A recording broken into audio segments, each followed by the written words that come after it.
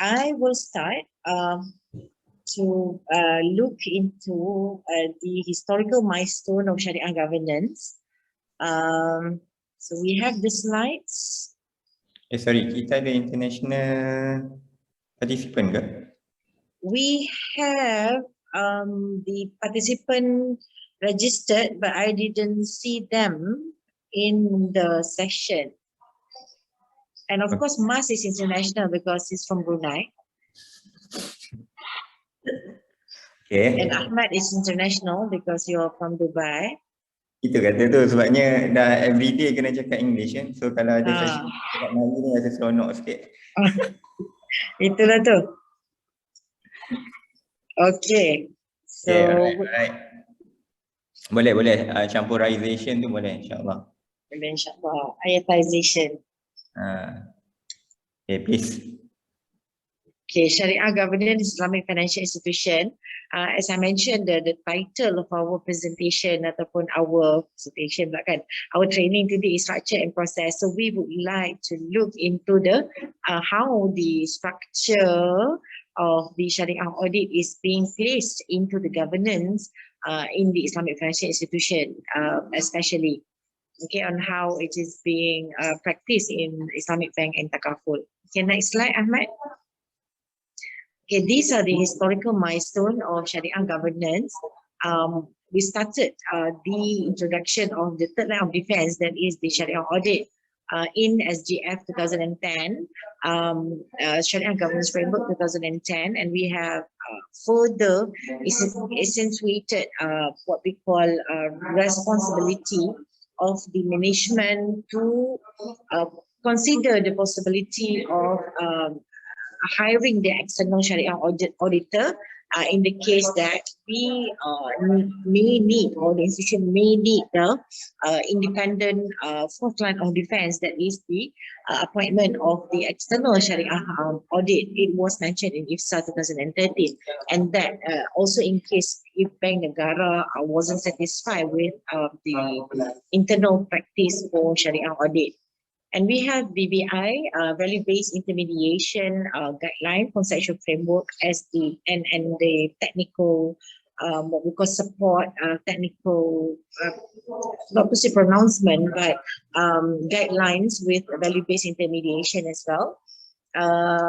Where we could see that the area for Shariah audit and Shariah compliance also, we look previously we may look into the audit and review from the compliance point of view, but now because we have the introduction of BBI, which is being infused with maqasid development as well, and we will see some quality audit and Shariah audit exercise to be practiced within the BBI as well. And then in 2019 we have Shariah governance policy document, which in terms of Shariah governance structure, we don't have a lot of addition, we could say, but as DPD highlighted about the culture, the Shariah compliance culture, and the role, the comprehensive, to make the role of the Shariah governance organs, which is the board of director, Shariah committee and management, their role is more comprehensive. So, and it set out few ways or few suggestions, few measures that the Islamic financial institution have to up their game in order to result to more comprehensive role of the Shariah governance organ. Okay, next is what I've briefed to you about the Shariah governance framework. As I mentioned, it was the first time when the independent function to look for the compliance of Shariah adoption in Islamic institutions was done back in 2010. If you look at the objective,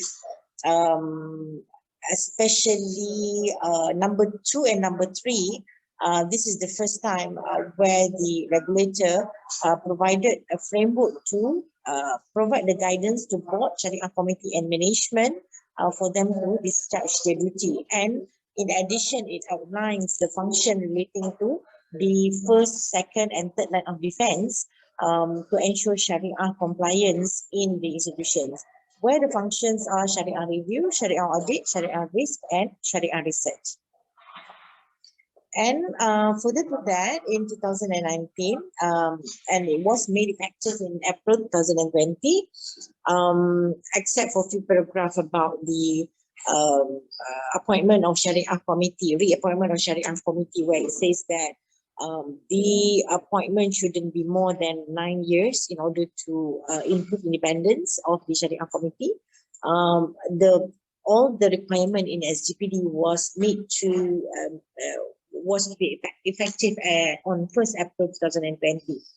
And the objective, as I mentioned, in terms of the compliance requirement, there's not much addition to previous document that is SGF, but it looks for, to strengthen,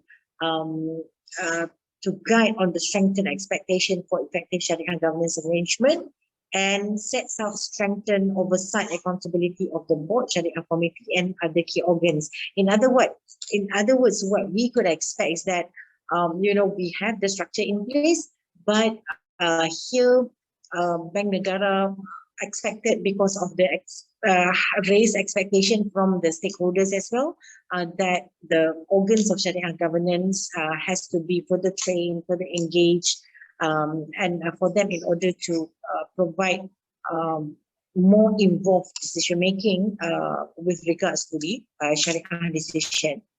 Okay, and better alignment in promoting strong Sharia compliance culture.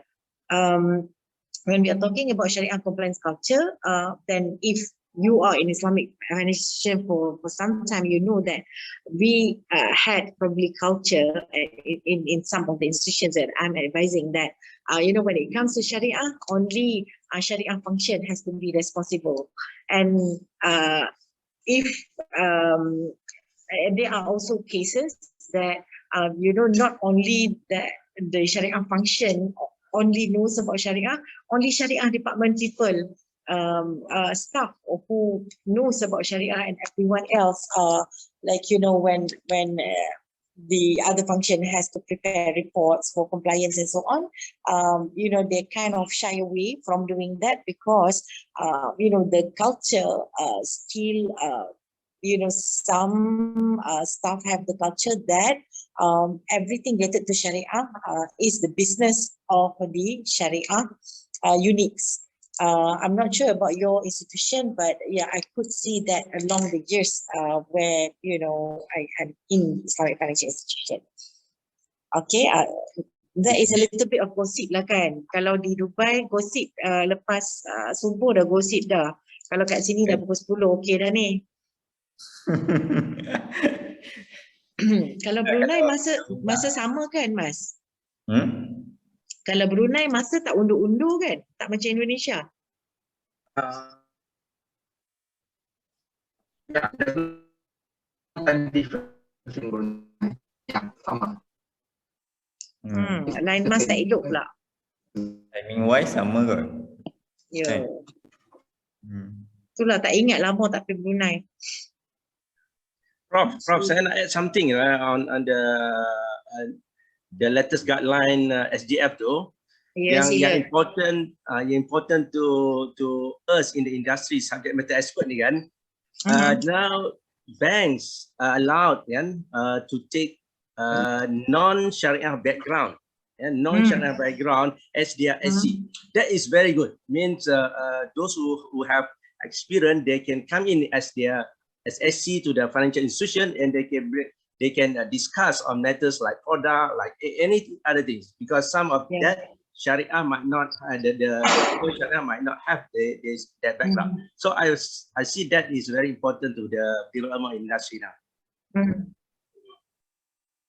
Oh, actually on the SC requirement, so you SC requirement, the background of the Sharia or not Sharia is basically has I think Bank Negara allows since Sharia governance framework. The requirement still the same, meaning to say that since 2010, the requirement is to have a majority of the Sharia committee is Sharia background, meaning to say that if let's say you have the number of Sharia committee, minimum number is 5. If you have 5 Sharia committee members, then 3 of them must be Sharia background. Then the remaining 2 you can have normally they will have other background like legal, accounting, and maybe other economics. Can be that background. But this requirement is basically since 2010 Sharia governance framework, not just on Sharia governance policy document, but since 2010 we already have different background of the Sharia committee. That will be the requirement since SGF. Betul tak? Yeah, betul. Because Cik Nazir, I joined the Sharia Committee, Sharia Advisory Fraternity since probably 2013 with my accounting background. But right, Cik Nazir, that the existence ataupun the input from the non-Sharia background in the Sharia Committee meeting usually celebrated. I mean, because the input from law, from legal, from accounting, from race, usually that improve the deliberation in the Sharia Committee meeting. And you in the Islamic capital market, do you see that? I mean, the non-Sharia background Sharia committee looking into the advisory in the Islamic capital market in fund management. Do you see that happening? I'm sorry because I'm not really in the SC of any banks.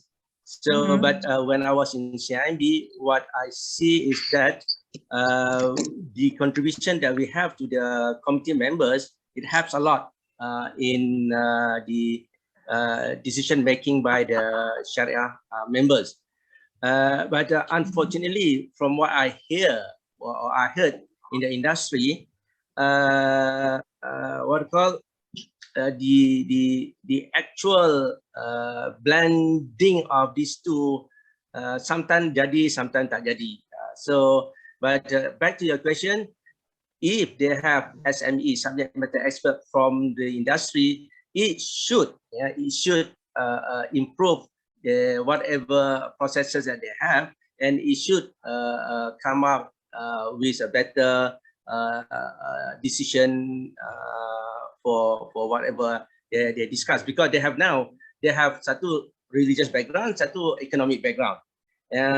So I think that should be the way yang sepatutnya berlaku in that financial institution.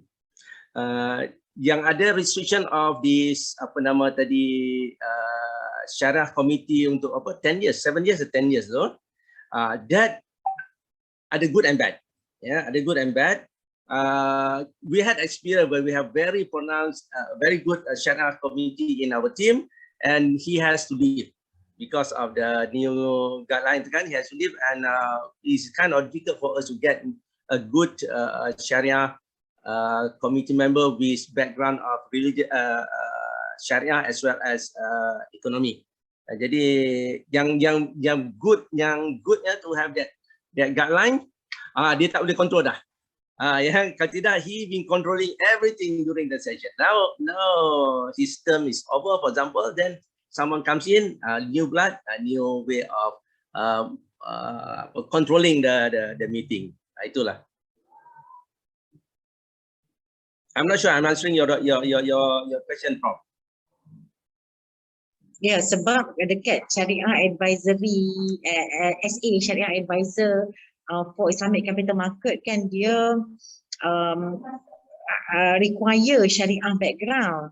Tapi ikutlah, I mean for the Syariah Advisor yang kata we also allow, I mean Securities Commission also allow for the advisor from company. Jadi kalau company kan dia ada team, ada yang team legal, ada yang team audit yang masuk. So itulah macam kalau you ada ni lah sedikit pengalaman nak cerita lah on the Shariah advisory yang from company from view ni. Oh, yang itu tak ada. Yang itu tak ada. Okay, baik. Nanti kalau ada orang Itfim ke, ada orang Amani ke, kita boleh tanya. Because they are experienced, they were appointed for a lot of appointment in the capital market lah, maksudnya advice crowdfunding platform ataupun advice fund management company lah. So you know how they provide the report, compliance or audit report if they are required at all for the fund management. Itu area yang kita boleh tengok lagi lah and explore on the Shariah governance in the fund management in Islamic capital market. Okay, thank you Cik Nazir. Okay. Okay, and as we design this flow of presentation, we would like to look as well into several areas of key enhancements that has been introduced in the Shariah governance policy document. And please be engaged that the Shariah governance policy document is a policy document. It's not a framework for guidance. You have to observe, and non-observation will cause compliance, what we call trigger lah. Okay, so Ahmad will go through the key enhancement yang maksudnya the key enhancement that is expected by the regulator for the institution to adopt. So kalau tak ada measure untuk contohnya yang Shariah compliance culture, tak ada training, tak ada engagement dengan board contohnya, that will be an issue to the it will be a regulatory issue rather than best practice like we have the last time practice. Silakan Matt. Okay, thank you Prof. Next. Okay, this is basically Shariah governance framework. I think everyone knows by now this is the most famous picture, I think, when we talk about Shariah governance framework. Okay, next. Okay, so now I'm going to cover on the I'm going to highlight on the new requirements that is highlighted in the recent, not so recent, Shariah governance policy document issued by Bank Negara. Okay, next. Okay, the first one is on the strengthened oversight accountabilities of board. So this is the one that is very much important because of this is the most important organ in the in our Shariah governance framework basically. And when you look at the Shariah governance policy document, even when we read the objective of this Shariah governance policy document, that it's basically mentioned about the strengthened expectation. If we compare between SGPD and SGF, that's the triggering point that we need to see first before we go into detail. Meaning to say that when come to this policy document, Bank Negara is no longer looking for something, meaning when we, for instance, when we talk about the establishment of Shariah review function, Shariah advisory function, even Shariah audit function, that would be the expectation during 2010, meaning to say that every Islamic financial institution need to have that function, need to establish that function. And then Bank Negara allow for 10 years for that function to be functioned in the institution. And then now in the recent Shariah governance policy document, Bank Negara expect that to be effectively implemented. Meaning to say it's no longer just being established, but need to be effectively functioning in the institution. So by having that in mind as the objective, then we looked into the key enhancement. The first one on the board function. Okay, if you look at the first point, accountable for overall Shariah governance and compliance, there are two main points here: have due regard of Shariah committee decision and also establish conflict resolution mechanism to resolve differences in views with Shariah committee. The first one, the word that we need to focus on is basically on the due regard. What is meant by due regard here on the Shariah committee decision and advice is basically for the board, at this juncture, it is expected that the board is no longer just accept the decision by the Shariah Committee, but they need also to understand why the Shariah Committee deciding that way. That will be the meaning of due recap, meaning to say that they have to take responsibility as well in terms of the decision made by the Shariah Committee. And then the second point on the conflict resolution mechanism, this is because of we know that there are possibility, there are chances, there are likelihood that the conflict may happen between the decision of the Shariah Committee and also the decision of the board. So because of that, every Islamic financial institution is expected to establish a policy related to conflict resolution mechanism, meaning to say when there is any conflict, how to resolve that conflict, the mechanism to resolve that conflict. So every Islamic financial institution need to establish that policy. And then after that, improve quality and frequency of engagement. So yang ni I think Prof Zurina pun can share previous punya experience when it come to engagement. It's always be engagement between Shariah Committee and the board is always be like introduction to Syariah ataupun superficial. Superficial punya training kan atau engagement dia panggil.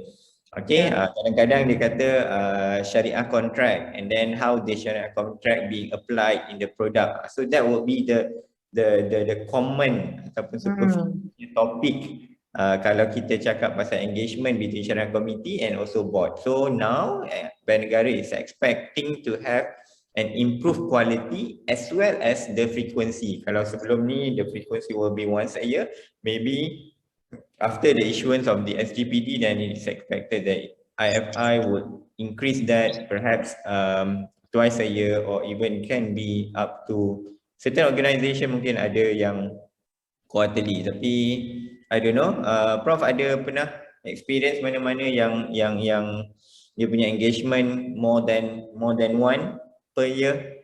Yes, now we are doing at least twice a year. Lepas tu macam ada urut-urut juga 4 kali setahun. Macam kalau di Sadik 4 kali setahun. Okay, so we can see the involvement in term of the engagement as well. And I think in term of topic pun dia tak ada lah.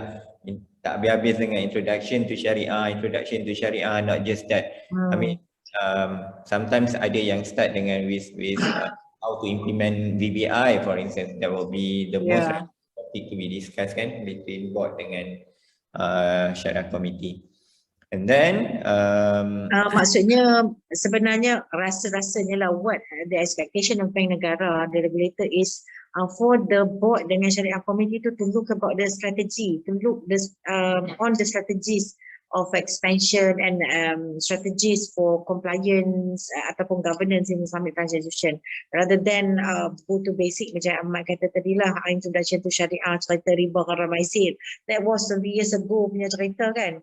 Maksudnya macam mana nak adopt BBI, macam mana nak kita kata nak effectkan the maqasid syariah punya achievement of the Islamic banking in the Islamic banking and takaful operation. Macam especially sekarang ni kan BBIT kan, Najmi, macam in takaful, macam bila keluar BBIT tu mungkin dia consistent dengan some of the SDG requirement, ataupun how we look into the need for protection for the micro market ataupun micro takaful, micro protection market, dan maksudnya that introduction of kita kata BBI apa semua tu need to be embraced by the organisation, but in order how to strategize long term, medium term by board tu kena ada, sebab nanti mungkin Ahmad akan share kata sebenarnya yang penting dalam organisation adalah the setting of the tone.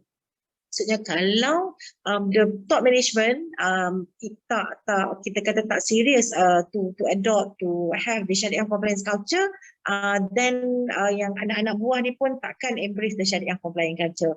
Macam kita mak ayah lah kan, kalau mak ayah pun solat lambat, tengok handphone je, anak-anak dia memang alhamdulillah, insya-Allah lah, alhamdulillah dah pagi-pagi ni, insya-Allah lah begitu juga perginya. Siap-siap baby lagi pergi ni. Silakan Ahmad sambung. Betul lah tu. Dan kadang-kadang pun ada juga certain yang kalau kata kita cakap turn from the top ni, certain institution yang management ataupun the control function maybe dah semangat, maksudnya very into implementing contohnya initiative related to Syariah, but at the end of the day because of the board didn't implement that, then the implementation tu will not being implemented, will not be executed. Ahmad, just to share, Ahmad and Prof, on this note, yang central bank force board of directors to attend courses, where we at ISRA, we are offering these courses couple of years now, where board of directors come in and we are not only talking to them what is Syariah, what is this and that, kita campur semua, including risk, hedging instruments, kita masuk sikit, and then also few other things that we want to ensure that board of directors buy in all those objective, and they will have to trickle down it to their staff. Betul. Yang ini, I think it has been going on, but it seems that it's going to be end. But we need support from the industry to ensure that it has to be continued. Tak boleh nak berhenti. Betul. And that requirement as well to attend training pun dia related juga dengan yang due regard tadi tu of the Syariah Committee decision. Right.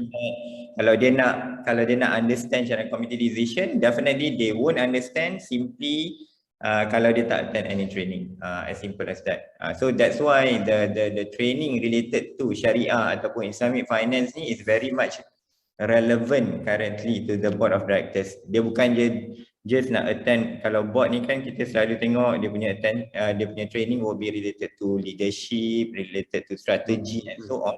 But now they need to also attend anything related to Syariah or anything related to Islamic finance initiatives. Sebelum saya terlupa, Ahmad, tadi you mentioned that if there is a conflict between board and also Syariah members, committee members, the institution must have a policy how to address it. Okay. Sekarang ni I do not see a very strong policy on that. What is your suggestion if we want to come up with that? Minta maaf tanya pagi lah. Kalau suggestion ni sebenarnya saya pun tak adalah kata pakar sangat nak suggest kan, tapi apa yang kita pernah gather from the session that we have with the Syariah Committee, and also pernah lah juga ada training yang SAC attended our training. So one of the suggestion mentioned that sebabkan bank negara punya expectation adalah kita ada mechanism to resolve the conflict between these two. And then what we can do is simply whenever this happen, then you can refer to bank negara SACs. That will be, I think that will be the best. I mean, there is, because of kalau kita tengok structure board yang paling tinggi, lepas tu kita ada Syariah Committee on Syariah related matters, then kita nak refer kat siapa lagi kan? The best is we refer to bank negara and particularly to SAC of bank negara, so that macam even bila kita make any decision, bila ada konflik ni pun kita tak adalah macam tiba-tiba nanti dah make the decision and then kita dah implement, tiba-tiba bank negara datang pula question. Kita tak nak juga macam tu kan. So better still kita letak dalam policy, just refer to bank negara, so that any issues yang kita tak boleh nak resolve, terutamanya termasuk juga on conflict between Syariah Committee and also board ni, we refer to SAC ataupun we refer to bank negara. Yeah, I think that would be my suggestion, and that's the safest punya suggestion lah kot. Yes, thank you. Alright, okay, next. Tak ada lama-lama sangat ni. Okay, on the second part, on the reinforced professionalism and independence of Shariah Committee, because of now Shariah Committee is accountable for the quality, accuracy and soundness of their own decision. I think yang ni kalau Prof Zurina nak share on dia punya reappointment, interview untuk reappointment pun rasanya macam dah susah dah sekarang. Even appointment hari tu pun rasa susah sebabnya banyak sangat soalan-soalan yang trigger. So, bila sebut macam tu saya sendiri trigger pula rasanya. Sila share sikit. Macam mana reappointment interview again is not a superficial exercise macam nak tanya what is your contribution you think to the institution. Tak ada. Dia akan tanya dia akan tanyalah, saya ditanya mungkin 2 jam setengah ada session with the panel yang cerita pasal actual issue. Maksudnya dia akan petik actual issue.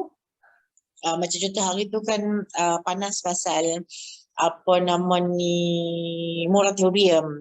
So the practice of moratorium maksudnya the how your institution provided the solution and then how the institution observe the requirement Bank Negara Penjagaan. Maksudnya dia nak detail. Kemudian dan of course cerita-cerita pasal how you manage the risk, what is the Shariah compliance culture. Maksudnya dia nak tengok bukan sahaja from the point of view of advisory, tapi maksudnya all the Shariah functions that the advisors, the Shariah committee has to look, you also need to know about the specific function yang you monitor lah. Macam kalau dulu kan soalan dia macam saya kata tadi lah, what you think is your contribution kepada Shariah governance institution? Tak ada. Sebab kita nak kena jaga risk contohnya. So what risks are doing? You have to know in term of dia punya katalah risk culture, lepas tu macam mana the process of RCSA itself, kemudian macam mana you monitor the risk, all the processes within the Shariah function ataupun ialah Shariah function risk review dengan audit tu, you must be able to what we call brief your engagement lah, maksudnya apa yang you buat dan apa yang you monitor. Ni cerita sampai petang karang pun boleh, Mat. Okay.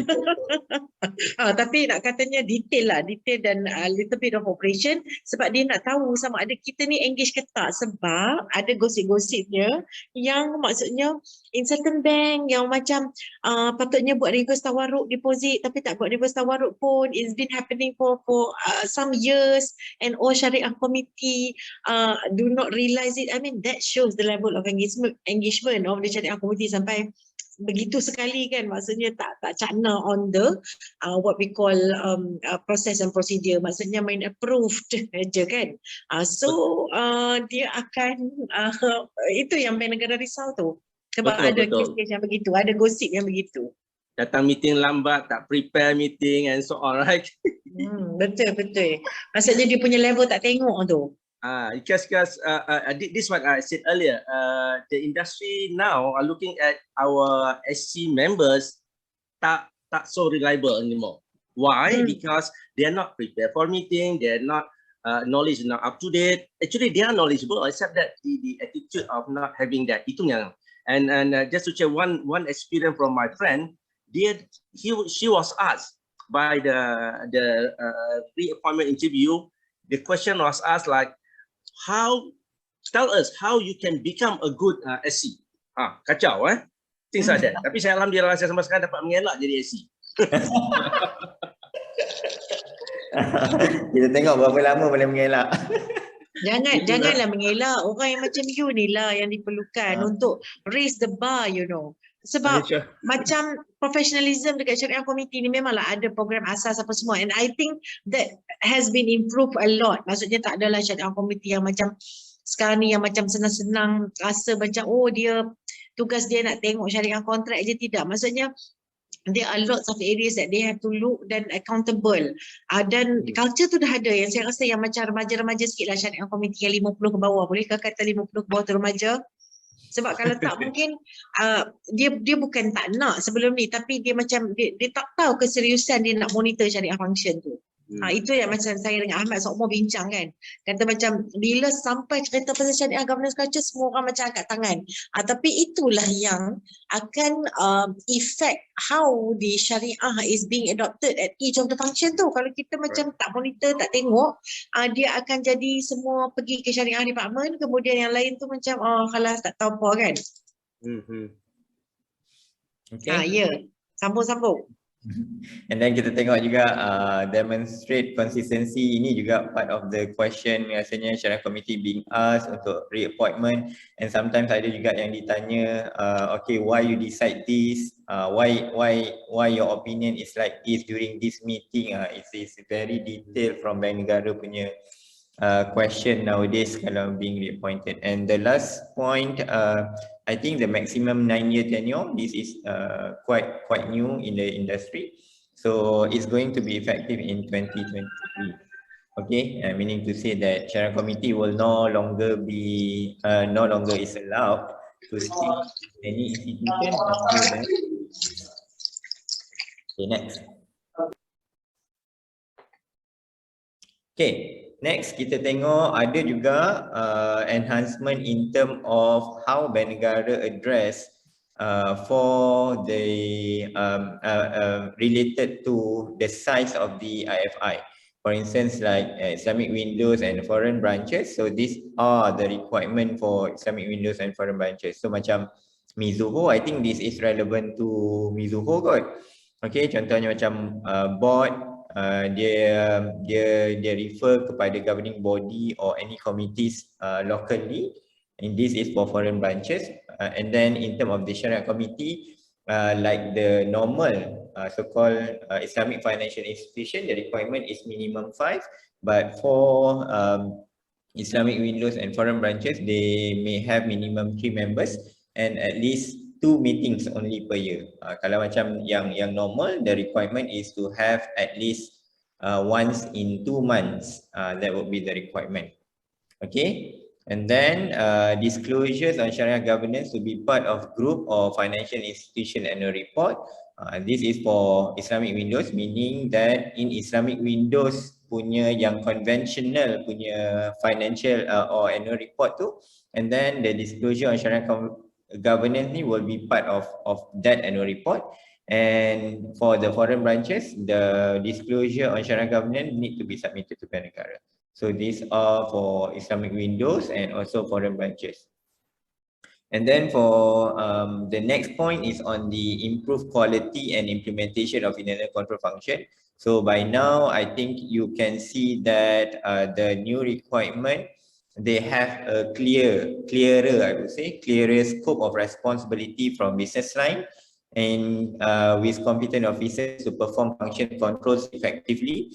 And at the same time, now we can see in terms of the every Sharia control function, they now have a better composition and also better alignment in terms of this function should be under which conventional function. For instance, like kalau katakan, let's say kita ada control function Shariah Audit memang clear daripada SGF pun dia mention under internal audit purview. And then same goes to SGPD also. It's again stress on that requirement, and risk management as well. It's under the senior officers yang overseeing risk management, dia kena oversee juga Sharia risk management.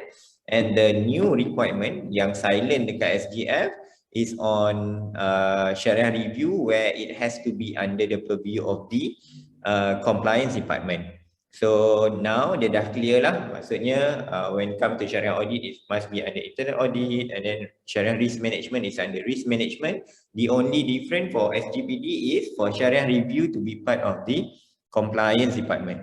I think many banks has started this even before SGPD, but this requirement basically dia macam ada gempar sikit lah kalau dekat takaful, because of I would say not any of the takaful institution adopt earlier in terms of the requirement of the Sharia review to be under compliance. So bila dia become effective in 2020, lepas tu dengan adanya kita kena lockdown waktu 2020 tu, waktu April 2020 it become effective, then dia macam susah sikit lah for the compliance untuk adakan team Sharia review under compliance dekat takaful operator. Betul tak Najmi? Tak tahu Najmi dia aware ke tak, tapi I think most of the takaful operators is facing this problem. Betul tak? Okay, for this one, let's say for based on my experience, this one we talking about, let's say for compliance review and standard, we're talking about what we have in the compliance team. So so far what we have, this one happen like this, talking about AML lifestyle, we have this compliance department who also at the same time handling the Sharia review, because this one is just like what you said. This one earlier in the SDF, I think they already mentioned about the Sharia review everything. So for AML takaful, they do it. They have in their Sharia and in their compliance plan, annual compliance plan, they have list down all those risk-based selected compliance review they want to cover. Just same like what we do for audit, we did for audit all this while. So mostly because due to the resources constraint, so normally they're going to go for the risk-based. But they have so far they have that kind of arrangement that they are doing the Sharia review for under compliance department. Yeah. But I know about the other what call it, the takaful operator. Maybe they just like what you said, they are having some difficulties on implementing this one. Yep. I think by now mungkin dah tak ada isu lah. Maksudnya macam, yalah, because of the requirement, this SGPD pun effective is in 2020 kan. And then I think during the what I mean is during the effective of this SGPD ni yang ada isu sikit, because of it's a bit difficult for them to get the manpower. Walaupun sebelum ni, katakan let's say ada manpower yang duduk dalam Syariah department yang buat Syariah review, walaupun dia ada dedicated, some institution dia ada problem untuk Syariah department tu nak release the staff to compliance. So because of that, itu yang masalah untuk compliance to get the manpower in relation to Sharia review. Okay, tapi itu mostly happen dekat takaful operator lah kot, dekat bank. Yeah, I agree Ahmad, betul. It's very difficult. Kan, and then nak cari orang baru lah, lepas tu and then rasa macam bila nak buat tu, and even bila ada new staff pun, and then because of the manpower is only one, then dia akan ada lagi problem lah. Okay, alright. Ahmad, ada question here, right? Pertaining to your proportionate arrangement, though, this one apply to foreign institution in Malaysia. How about kalau katakan a bank like CMB, we have in branches in Singapore, we have in Brunei that is operating Islamic window. Yang ni saya selalu confuse macam tu. Do we have to report back to central bank in Malaysia or not? That's my question. Okay, maksudnya dia ada Islamic window, Islamic Yes. Okay. Betul, yes, Islamic. Kalau dia ada subsidiary sebenarnya, okay, the requirement yang ni basically untuk mana-mana Islamic window yang foreign, yang dekat Malaysia. Okay, kalau yang Malaysia yang ada dekat foreign pula, yang tu I think we can rely, kalau katakan let's say one is on the regulation of that particular country, that will be one. And second, they can also rely on the group punya committee. Kan ada juga kata dalam I cannot remember, I think SGPD pun ada stated, kalau katakan let's say when you appoint any Sharia committee, that Sharia committee can be appointed at group level. Kalau group level ni maksudnya dia oversee all the subsidiaries and including all the let's say macam foreign branches ataupun Islamic window dekat mana-mana countries lah. So I think that's the thing that I can say at this juncture lah. Maknanya dia follow parallel to conventional, macam kita ada branch in Singapore, they are responsible to report to Bank Negara because it is under CIMB Group in Kuala Lumpur in Malaysia. Yep. So likewise, as you said, it is logical for Syariah pun sama juga treatment I think. Yep, exactly. Betul. Okay, next. Okay, yang ni just nak tunjukkan adanya differences in term of this function yang dua yang highlighted tu, Syariah review dekat compliance, and then untuk kalau siapa-siapa yang baru nak baca SGPD ni, kalau katakan let's say ada yang mana yang UiTM tadi tu, kalau katakan belum baca, untuk syariah, kalau tadi kan kita tengok dalam SGF kita ada apa yang dipanggil syariah research. Kalau dalam SGF dia ada syariah research. Tapi kalau dalam SGPD it's no longer stated as syariah research, but you can refer under the provision of Secretariat to Syariah Committee. Under this Secretariat to Syariah Committee, dia ada requirement syariah advisory, dia ada requirement on syariah research, and dia ada requirement on syariah secretariat. Okay, so dia tak lagi put under the macam SGF punya structure, yang mana SGF punya structure dia kata all this function will support Syariah Committee, and then dia ada kata oversight function as well. Okay, tapi when come to SGPD ada juga yang kalau baca at glance dia kata, oh dah tak ada requirement Syariah research tapi sebenarnya ada, it's under Secretariat to Syariah Committee. So under that requirement, dia memang ada spell out balik semula lah, maksudnya all the requirements. And also for the Syariah review under compliance ni, it's no longer required to have Syariah background.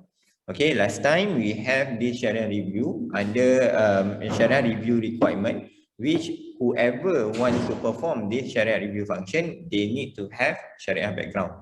But now it's no longer a requirement, but it is only recommended by Bank Negara. Okay, next.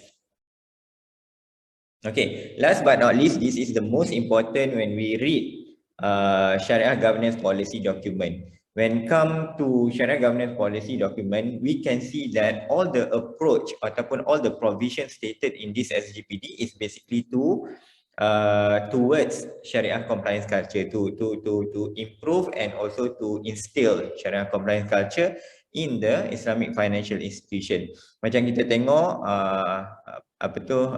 that's why dia kata macam board dah ada requirement nak kena understand, nak kena pergi training. Pasal Syariah committee dia kena own dia punya decision, dia kena lebih independent and lebih effective in term of their function. And lepas tu kita tengok syariah control function pun dah ada specifically Bank Negara mention yang syariah risk, syariah audit and also syariah review will be under syariah control function.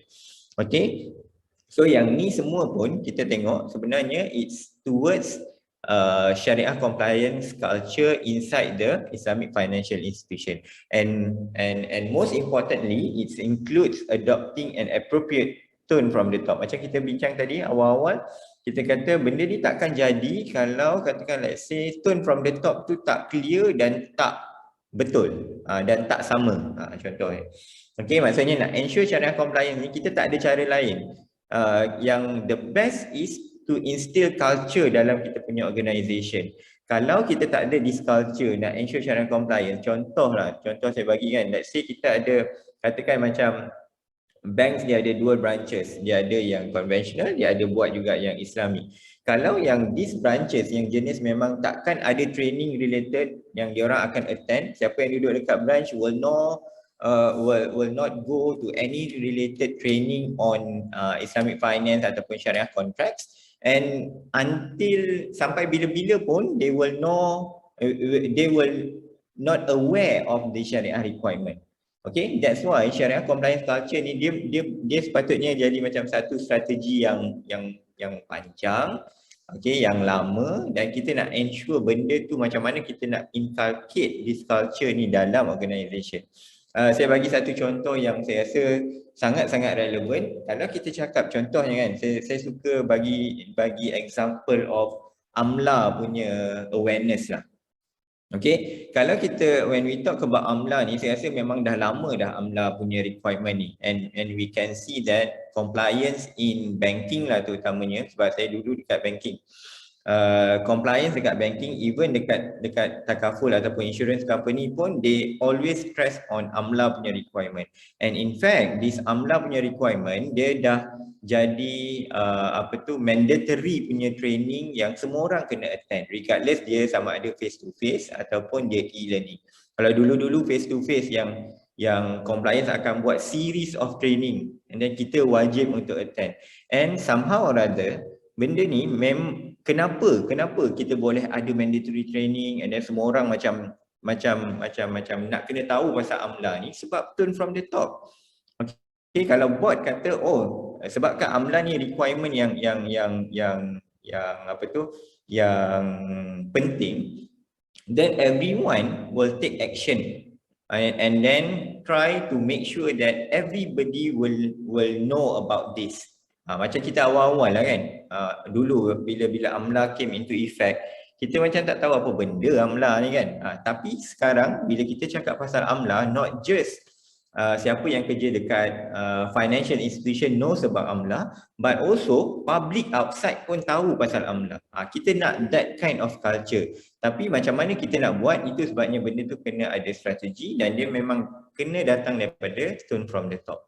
Kalau tak ada this, dan kita memang tak akan achieve, and then kita akan adalah isu-isu yang macam ada syariah non-compliance, benda-benda yang kita rasa macam ini basic kot, macam tu kan.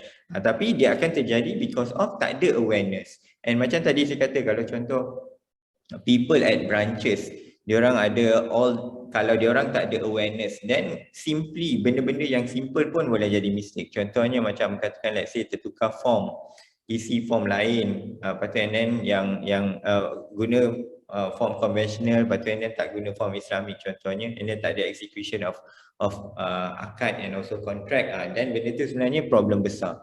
Tapi kalau katakan let's say we instill this culture, and then we emphasize on this requirement, then kita kemudian barulah kita boleh achieve this. And bila diorang ada this information and also knowledge, then only they can convey this message to public, and then that's how kita boleh nak achieve. Tapi itulah kata, benda ni memang kita boleh kata secara, saya pun boleh kata secara umum yang macam ni, tapi at the end of the day, implementation wise, dia akan ada a lot of challenges, I would say. Okay. And then last but not least, the board to ensure an effective communication policy is in place and implemented. So this is another way of instill culture juga, because of kita nak ada communication policy.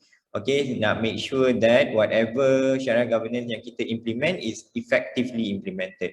So at the end of the day, I think the summary from this key announcement in syariah governance policy document ni, we can see that whatever that we want to implement, it must be in relation to instill syariah, ataupun kita kata strengthen syariah compliance culture inside the financial institution. Okay, next. Okay, yang ni pula macam mana kita nak classify syariah control function, risk management, syariah risk management, syariah review and also syariah audit into 3 lines of defense. Next. Okay, I think this is how I put it into 3 lines of defense. We can see the risk owners, the business unit will be the risk owner. This will be the first line. And then syariah review and syariah risk management will be the second line, and then syariah audit will be the third line of defense.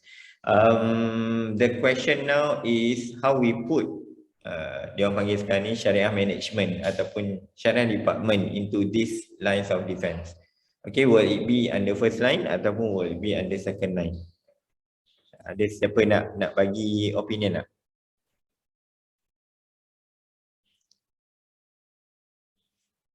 Kalau syariah department ni dia under which line?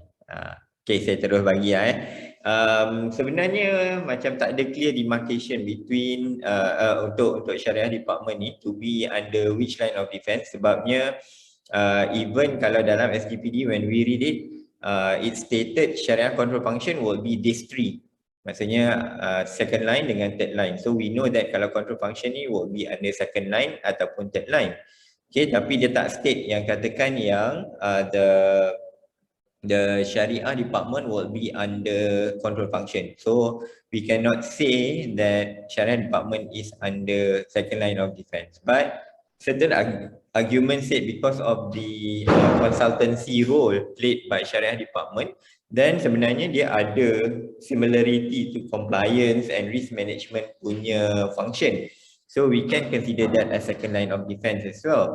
Tapi when we talk about contohnya macam secretariat function, kita samakan dengan company secretary punya function, then it will be under first line. So it can be under first line ataupun second line, ataupun ada certain yang decided kata oh it will be under 1.5 line.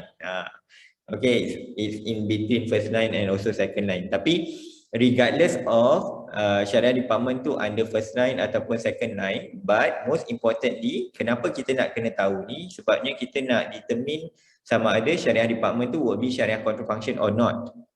That's the most important. And for that reason, kita tak boleh regard Shariah department as part of Shariah control function.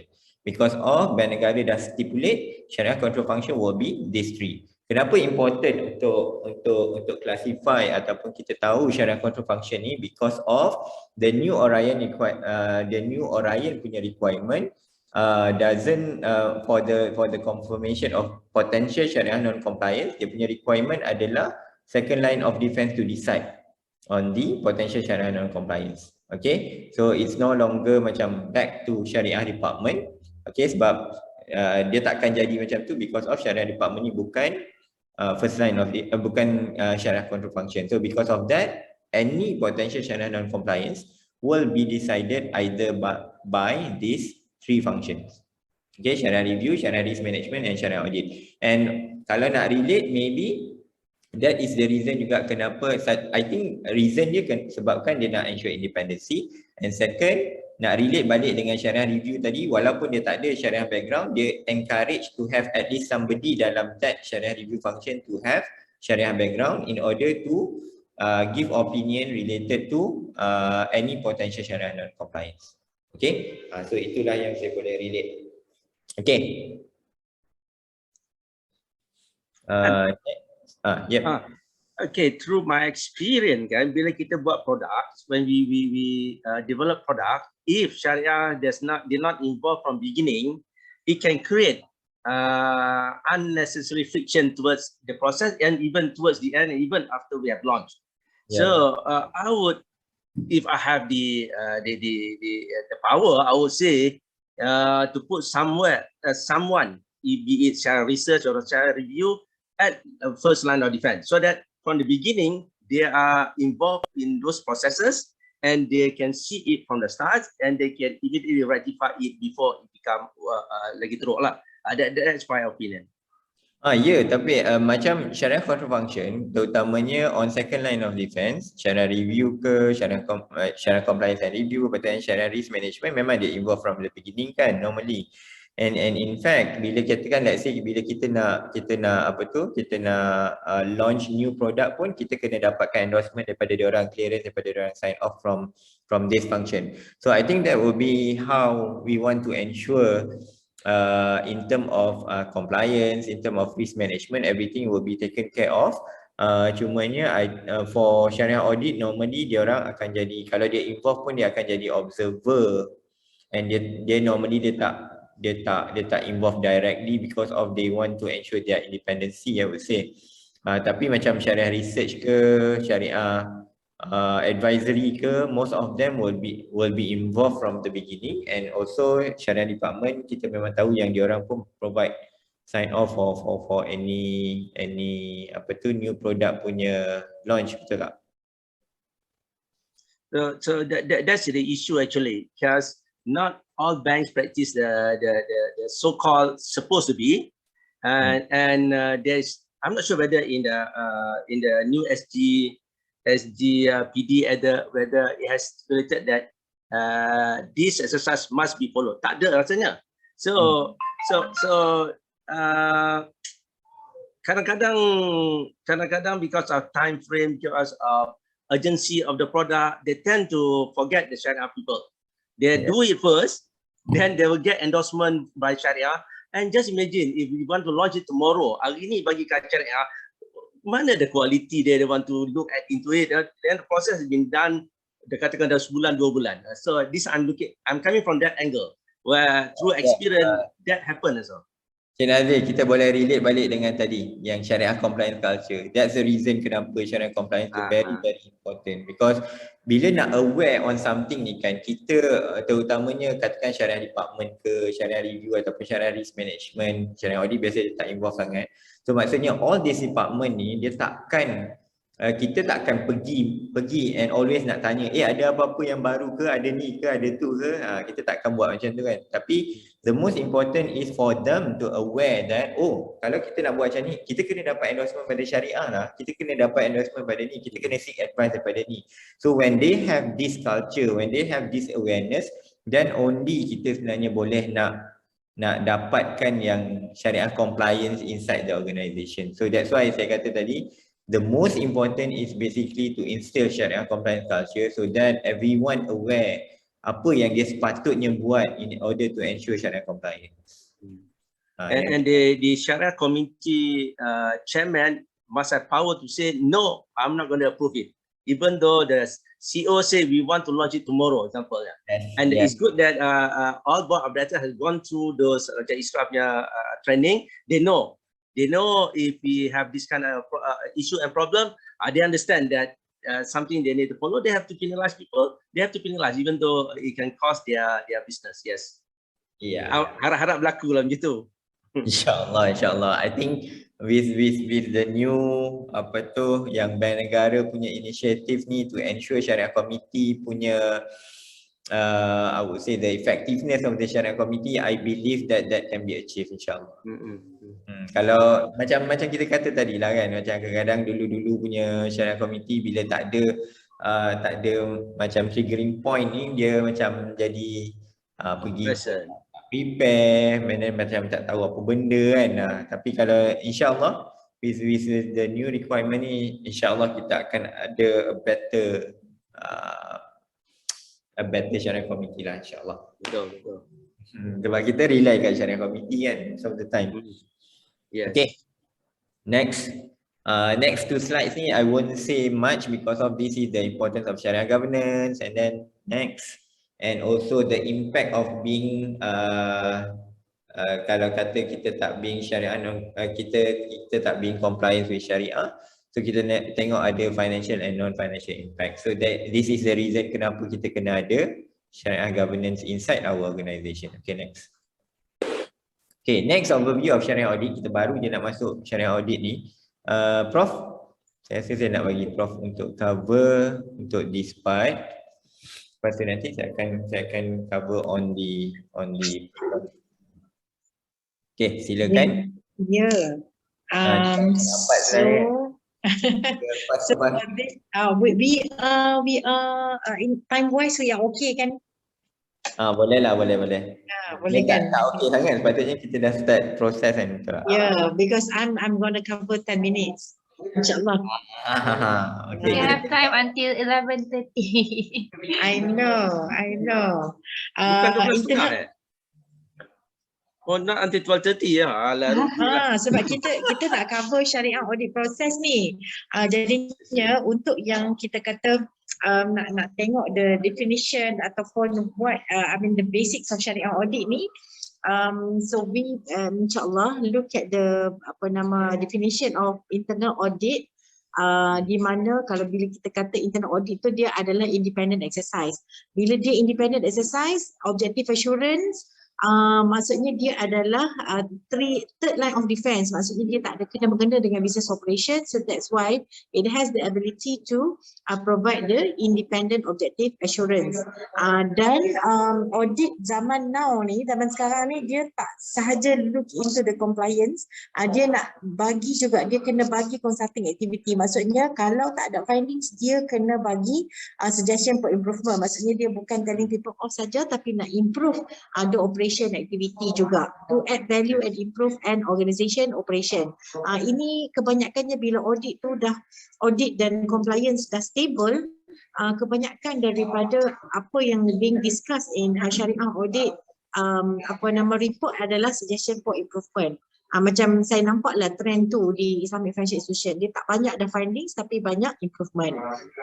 Okay, kemudian it helps organization to accomplish its objective, and to bring a systematic and disciplined approach to evaluate and improve effectiveness of these are the what we call scope of Shariah Audit.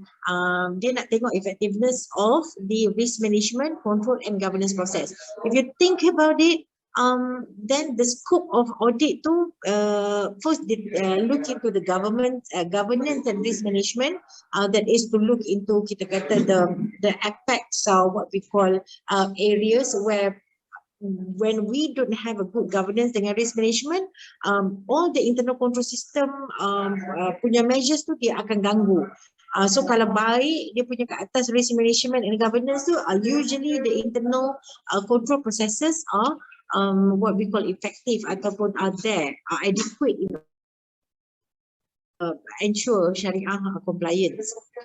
So itu tugas internal audit, which when we are talking about Shariah audit, we do all this, plus we look into the Shariah elements and requirement of contracts and all the internal control system that is needed in order to effect for the good implementation of the Shariah in the institution.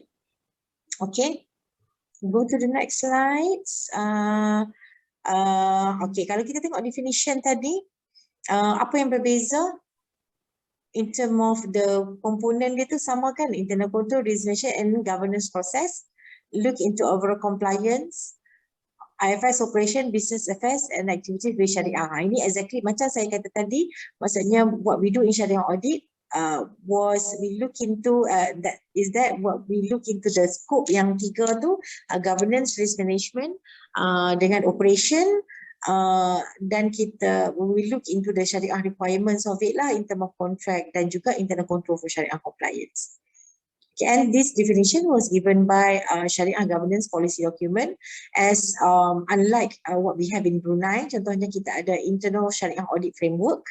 Di Malaysia we don't have any sub-framework daripada Shariah Governance Policy Document. Kita ada policy document Shariah Governance saja, dalam tu dia cerita pasal risk, dia cerita pasal audit. Kalau di Brunei dia ada specific internal Shariah Audit Frameworks that guides further the implementation of Shariah Audit. And I think for those who like to learn more on Shariah Audit, kalau macam Najmi lah contohnya, macam memang spesifik on audit, macam orang lain tu ada yang compliance, ada yang Shariah kan, mungkin tak perlu nak tengok macam yang Shariah Auditor, mungkin boleh refer kepada Internal Shariah Audit Framework of Brunei, ISAF Brunei, for your further ni lah study untuk how to do the Shariah Audit. Okay, next. The Shariah audit objective: assess the effectiveness of Shariah oversight function and reporting structure. Apa Shariah oversight function? Dia include the Shariah governance. If we look at the general picture of it, dan juga kalau kita tengok spesifik Shariah audit akan tengok the effectiveness of Shariah risk management function. Dia akan tengok dekat Shariah review function, sebab auditor ni dia boleh tengok semua yang dekat bawah-bawah dia kan, yang whatever defense yang sebelum third line of defense dia boleh tengok orang kat review, dia boleh tengok orang dekat research, dia boleh tengok orang dekat Shariah department. So all the processes and procedures and the effectiveness of this Shariah function could be assessed as part of the Shariah governance structure punya scope lah by the Shariah audit. To ascertain the degree of compliance with Shariah principle and requirement. So this is in addition to what review has done, sebab review dia akan spesifik tengok kan kat mana Shariah kontrak yang tak betul adapt, documentation apa semua. But if audit found similar what we call it, using different sampling daripada apa yang review tengok tu, if they found any non-compliant issue, then it fall under objective number 2 ni lah, to ascertain the degree of compliance with Shariah principle and requirement. Number 3, to ascertain, review and test the system of internal control. This is, I think, the gist of Shariah audit exercise, where in the definition of Shariah audit ataupun Shariah audit itu sendiri pun, we know that what audit does is to look into the effectiveness of internal control system. Okay, dia tak tengok compliance sangat macam compliance tengok, which is to look into the documentation of that spell out Shariah requirement, tapi audit lebih kepada nak tengok the effectiveness of internal control system. Sama ada whatever internal control system yang ada di dalam organisation tu dia adequate dan dia juga efektif. Kadang-kadang dia adequate, dia cukup, tapi dia tak efektif disebabkan ada faktor-faktor lain. Macam contohnya katalah separation of duty, ada in murabahah kontrak ataupun in tawaruk kontrak ada separation of duty, tapi dia tak efektif sebabnya dia bila check and balance punya aktiviti by officer nombor 1, officer nombor 2 tu, officer nombor 2 sebenarnya boleh override saja apa yang officer nombor 1 buat. Maksudnya dia tak perlu check pun, I mean the first person tu ada pula butang nak kata dia boleh override yang apa officer nombor 2 cakap, so it's not effective contohnya. So the system has to be designed in a way that dia tak boleh berlaku collusion dalam separation of duties tu contohnya. So that what audit looks into, for example. To ensure the workflow procedures and make the most efficient use of resources, especially dia macam tak ada kena mengenal sangat dengan syariah, tapi dia boleh berlaku dalam yang suggestion for improvement tu lah. To ensure the promptness on addressing any identified syariah non-compliant activity, and this is specific to the monitoring of the syariah audit report, di mana audit tugas auditor ni dia bukan pun audit saja kan, sampai dia monitor the findings, then the auditee has to furnish with the rectification plan, bukan plan saja, dan rectification adoption, kena buat apa yang di plan tu and then to be reported back to auditor. So auditor kena ensure the promptness. Kalau kata time to close is 3 months or 4 months, memang kena close by 4 months, sebab kalau tidak dia akan ganggu the effectiveness of other operation contohnya. Okay, so that is number 5 on the audit objective. Okay, next. Okay, Shariah audit function, this is again taken from SGPD. The Shariah audit function, the coverage dia minimum kena buat ni, establish an audit methodology to assess the risk profile and vulnerability of each of the auditable area. And most of the organisation yang saya nampak lah dah ada Shariah audit methodology. Sama juga macam review dah ada own methodology dan risk ada own methodology. That has to be approved lah by the Shariah Committee, sebab metodologi tu dia akan affect how the audit ataupun review ataupun risk is being done kan. So mula-mula sekali kena dapat approval of the methodology dulu, and then this methodology has to be updated 2 kali setahun, 4 kali setahun, depend lah on the practice of the organisation. Number 2, to generate audit function ni, Shariah audit function ni generate an audit plan for the assignment to be performed. Macam auditor bila nak sebelum pergi buat audit kena plan. Nanti Ahmad akan cerita plan ni, there are 2 types of plan, assignment planning dengan annual audit planning. Dua-dua tu kena ada, sebab kalau tak ada annual audit plan, kita tak akan nampak the big picture of what we're going to cover for the next year. Dan kalau tak ada specific audit assignment planning pun, kita mungkin tak cover the audit objektif yang sepatutnya kita buat for that kind of audit. Macam contohnya kalau kita nak audit produk, tapi kita punya audit objektif tu tak cover whatever risk, critical risk that are being kita kata inherent to that product, jadi audit plan kita tu jadi tak tepat. So that's why macam tadi kata bila nak buat audit, kita nak kena cater risk juga. Dan sebab tu the identification of risk is important, sebab bila kita nak buat the audit program for the specific audit tu, kita nak kena buat audit objektif yang address the high risk area di dalam audit scope kita tu. Kita tak pergilah, maksudnya katalah kita buat audit objektif ada 4. Kita tak letak audit objektif yang akan effect kita punya audit yang low risk area. Sebabnya semua benda pun kita nak buat yang ada impact. Sekarang ni kan kita tak nak buat benda-benda yang detail tapi sebenarnya tak ada impact. So that's how relationship of the risk and audit is. That is to provide the input to Shariah auditor on where to focus. Okay.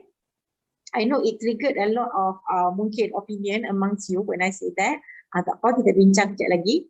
Okay, so that is the planning side, number 2. Number 3, establish clear documented audit program that provide guidance to the internal auditors in gathering information, auditing procedure and audit assignment.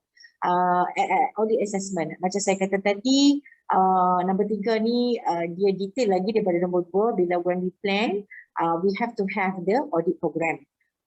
Di mana macam kena establish the audit objective dan audit criteria dan juga audit step yang kita nak buat semasa audit tu lah.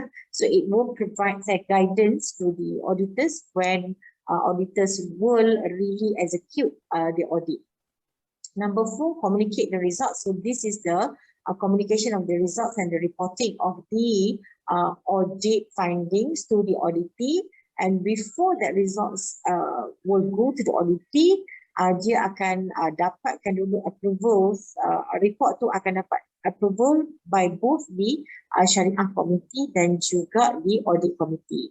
Kenapa kena go through Syariah Committee dulu? Sebab nak tengok the findings of the Syariah Auditor and the suggestion for rectification tu ada Syariah issue ke tak. Macam mungkin apa yang auditor highlight tu macam tak kena in term of the kita kata syariah requirement. Patutnya benda tu tak menjadikan kontrak batal pun contohnya, tapi auditor kata otherwise. And the rectification process yang being suggested by the auditor tu tak sesuai contohnya. So that's why the input from Syariah Committee is critical lah at this stage before it is to be approved at the final step at the Board Audit Committee level. Okay, so this is the what we call coverage of Syariah audit lah. Okay, next. Soalan. Ya, sila. Soal sendiri, jawab sendiri. Okay, dia punya question. Kan reporting, tak apa kita jump sikit sebabnya sebenarnya nanti kalau dalam proses pun we will discuss this. Tapi since Prof dah mention pasal kena pergi Syariah Committee dulu before it's being approved by Audit Committee. Betul ke that way? I mean, can we go the other way? Let's say kita pergi ke Audit Committee dulu and then only kita pergi ke Syariah Committee. Okay, reason being kita nak pergi Audit Committee dulu because of we want to show that we are independent and then we have the direct reporting line to the Audit Committee instead of Syariah Committee. So bila when come to third line yang ialah so-called sebabnya kita dah establish kan under SGF. So bila kita dotted line ke Syariah Committee tu, we say that our interpretation of this is Syariah Committee ni nak kena notify je ataupun ialah kita notify je Syariah Committee because of our dotted line reporting to Syariah Committee. Maksudnya sebenarnya reporting dia kepada Board Audit Committee tapi dia punya notification sahaja kepada Syariah Committee. Boleh begitu, tapi kalau macam during the process of audit tu Syariah Auditor dia tak sure dengan some kita kata Syariah Committee punya guidelines. Mungkin apa yang dia boleh buat adalah dia buat engagement dulu dengan Syariah Committee masa tengah-tengah proses buat Syariah Audit itself as an advisory exercise. I was engaged previously by Shariah auditors using this, kita kata metodologi lah, maksudnya dia tak report ke kita, tapi masa dia buat audit tu kalau dia macam tak sure apa-apa, dia akan tanya Shariah committee, dia akan ambil, dia akan panggil post special meeting, dia nak confirm apa pandangan dia, bukan maksudnya sebagai reporting, tetapi dia nak tanya lagi sama ada dia interpretation to Shariah committee resolution tu betul ataupun tidak. So it's a kind of advisor relationship jugalah, dan kemudian nanti report dia akan terus pergi ke board audit committee. Boleh juga begitu. Tapi kadang-kadang kita suka bagi dulu report tu kepada Shariah committee. Sebab apa tahu? Sebab walaupun dia bukan submission of report, macam Ahmad kata tadi, notification, sebab Shariah committee kalau dia akan bagi input ataupun komen tu on the Shariah matters tu, dia akan jadikan report tu dah final tau, before we go to board audit committee. Maksudnya with the confirmation, maksudnya benda ni dah tak ada Shariah issue. Kalau pergi ke board audit committee, notify, sat lagi kan macam, oh ini macam tak berapa kenal lah dia punya rectification manager, dia akan jadi 2 kali loop. So I think for practical reasons, sebab tu dia pergi ke Shariah committee dulu. Yalah, sebab kadang-kadang pun even kalau pergi ke audit committee, sometimes ada audit committee yang kata, ini isu ni kena dapat confirmation pada Shariah committee. Ya, dia tak comfortable kan? Sampai semua kan, betul tak? Benar memang. Ahmad, I just want to share with you my experience. I put additional steps to my auditors last time, where before anything, you're not sure, you come to me and discuss, because we are the product owner, we are the business owner. If you say find it not satisfied to the justification, then only you go. Otherwise, other cases and they went to the top, we not happy, we come back, we challenge and we won the battle, which is not good. This is not good. It should be, I mean, this we have to, you have a 4 step. Saya ada 5 step. Just to say that to you. Okay, saya ada extra. Tapi Cik Nazir, yang tu saya rasa biasanya kita settle between kita punya kita punya function internally. I mean within management. Yang tu kalau auditor tak buat, saya rasa itu memang salah besar lah. Maksudnya kalau kita tak discuss, tak clear dulu, dapatkan clearance daripada all this function, terutamanya siapa yang person responsible on that issue tu, saya rasa itu memang kesalahan besar. Tapi now the issue is sometimes kita rasa macam okay, contohnya macam produk pun okay, agreed kata ini ada issue, lepas tu and then katakan let's say even discuss dengan Shariah team ke, katakan dia orang kata oh ini Shariah non-compliance ni, and because of that the rating tu dah jadi teruk contohnya, and then we go to the audit committee terus, and then kita tak seek Shariah committee. Tapi sebenarnya bila lepas pada kita pergi audit committee, lepas tu kita come back to Shariah committee, sekali Shariah committee tengok, sekali dia kata oh this is not actual Shariah non-compliance, sebenarnya dia boleh macam ni, tiba-tiba jadi gitu. Itu yang kita tak nak sebenarnya. Maksudnya that's the reason kenapa kita bangkitkan isu sama ada nak pergi Shariah committee dulu ke baru pergi audit committee, ataupun kita pergi audit committee baru pergi Shariah committee. Sebab isu kalau kita pergi Shariah committee seolah-olah macam Shariah committee will influence our report. Kita nak Shariah audit ni to be independent. That's the reason kenapa line of reporting tu dia direct pada audit committee. Tapi when come to kenapa kita pergi ke Shariah committee dulu, normally because of kita nak clear semua benda, lepas tu baru kita pergi ke audit committee. Macam tadi lah, kalau tiba-tiba ada isu, tiba-tiba audit committee kata oh ni isu Syariah, have you seek Shariah committee's advice ataupun Shariah committee punya clearance, contohnya endorsement. Tapi kita tak buat macam tu. So dia akan jadi adalah isu juga here and there. Tapi macam yang Prof kata tadi tu, because of when come to any issue yang kita dah dapat before kita nak raise the report tu, then it's good that we refer to Shariah committee so that Shariah committee can give their advice, and somehow or other this advice ni tak boleh lah jadi terus kita effect kita punya opinion juga sebagai Shariah auditor kan, because of Shariah auditor ni kena independent. Okay. So itulah isu kalau when come to reporting sebenarnya. Tapi kita dah jam sikit walaupun proses kita baru nak cover planning. Okay, silakan Prof, sikit lagi. Yeah. So for the scope of Shariah audit, ini adalah skopnya audit of financial statement, which usually it will cover the Shariah issue in financial statement. Macam contohnya auditor akan tengok the figure and the method of zakat calculation, contohnya dividend contohnya, dan kalau ada elemen-elemen ataupun ada wording-wording yang syariah non-compliant yang digunakan dalam financial statement.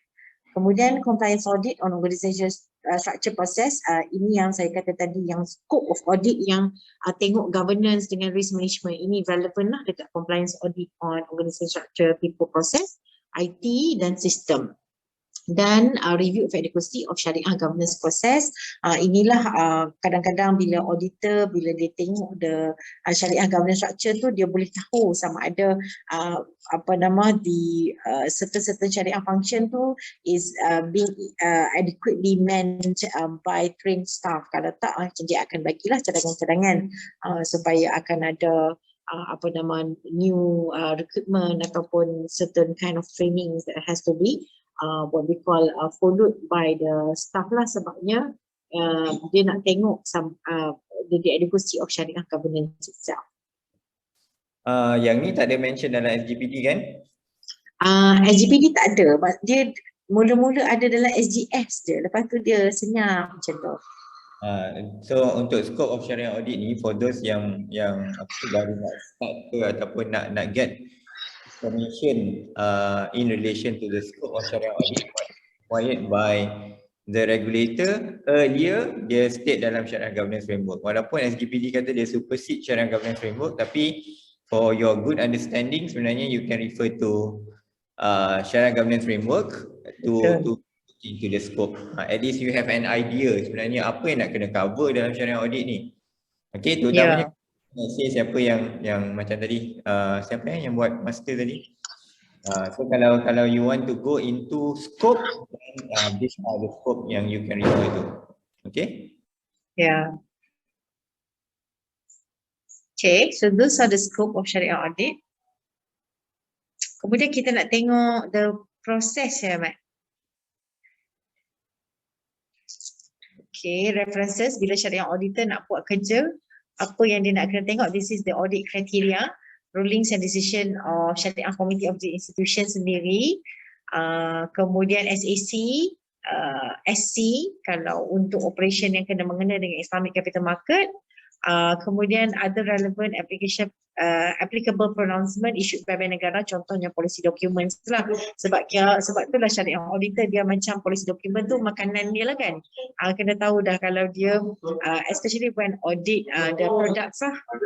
So produk-produk ni katalah dia ada kena mengena dengan 3 Shariah konsep. So 3 PD tu dia kena buat hafazan lah untuk dia nak tengok what are being required and what's not lah, so that they could establish what will be the audit objective bila letak dekat dalam audit program nanti.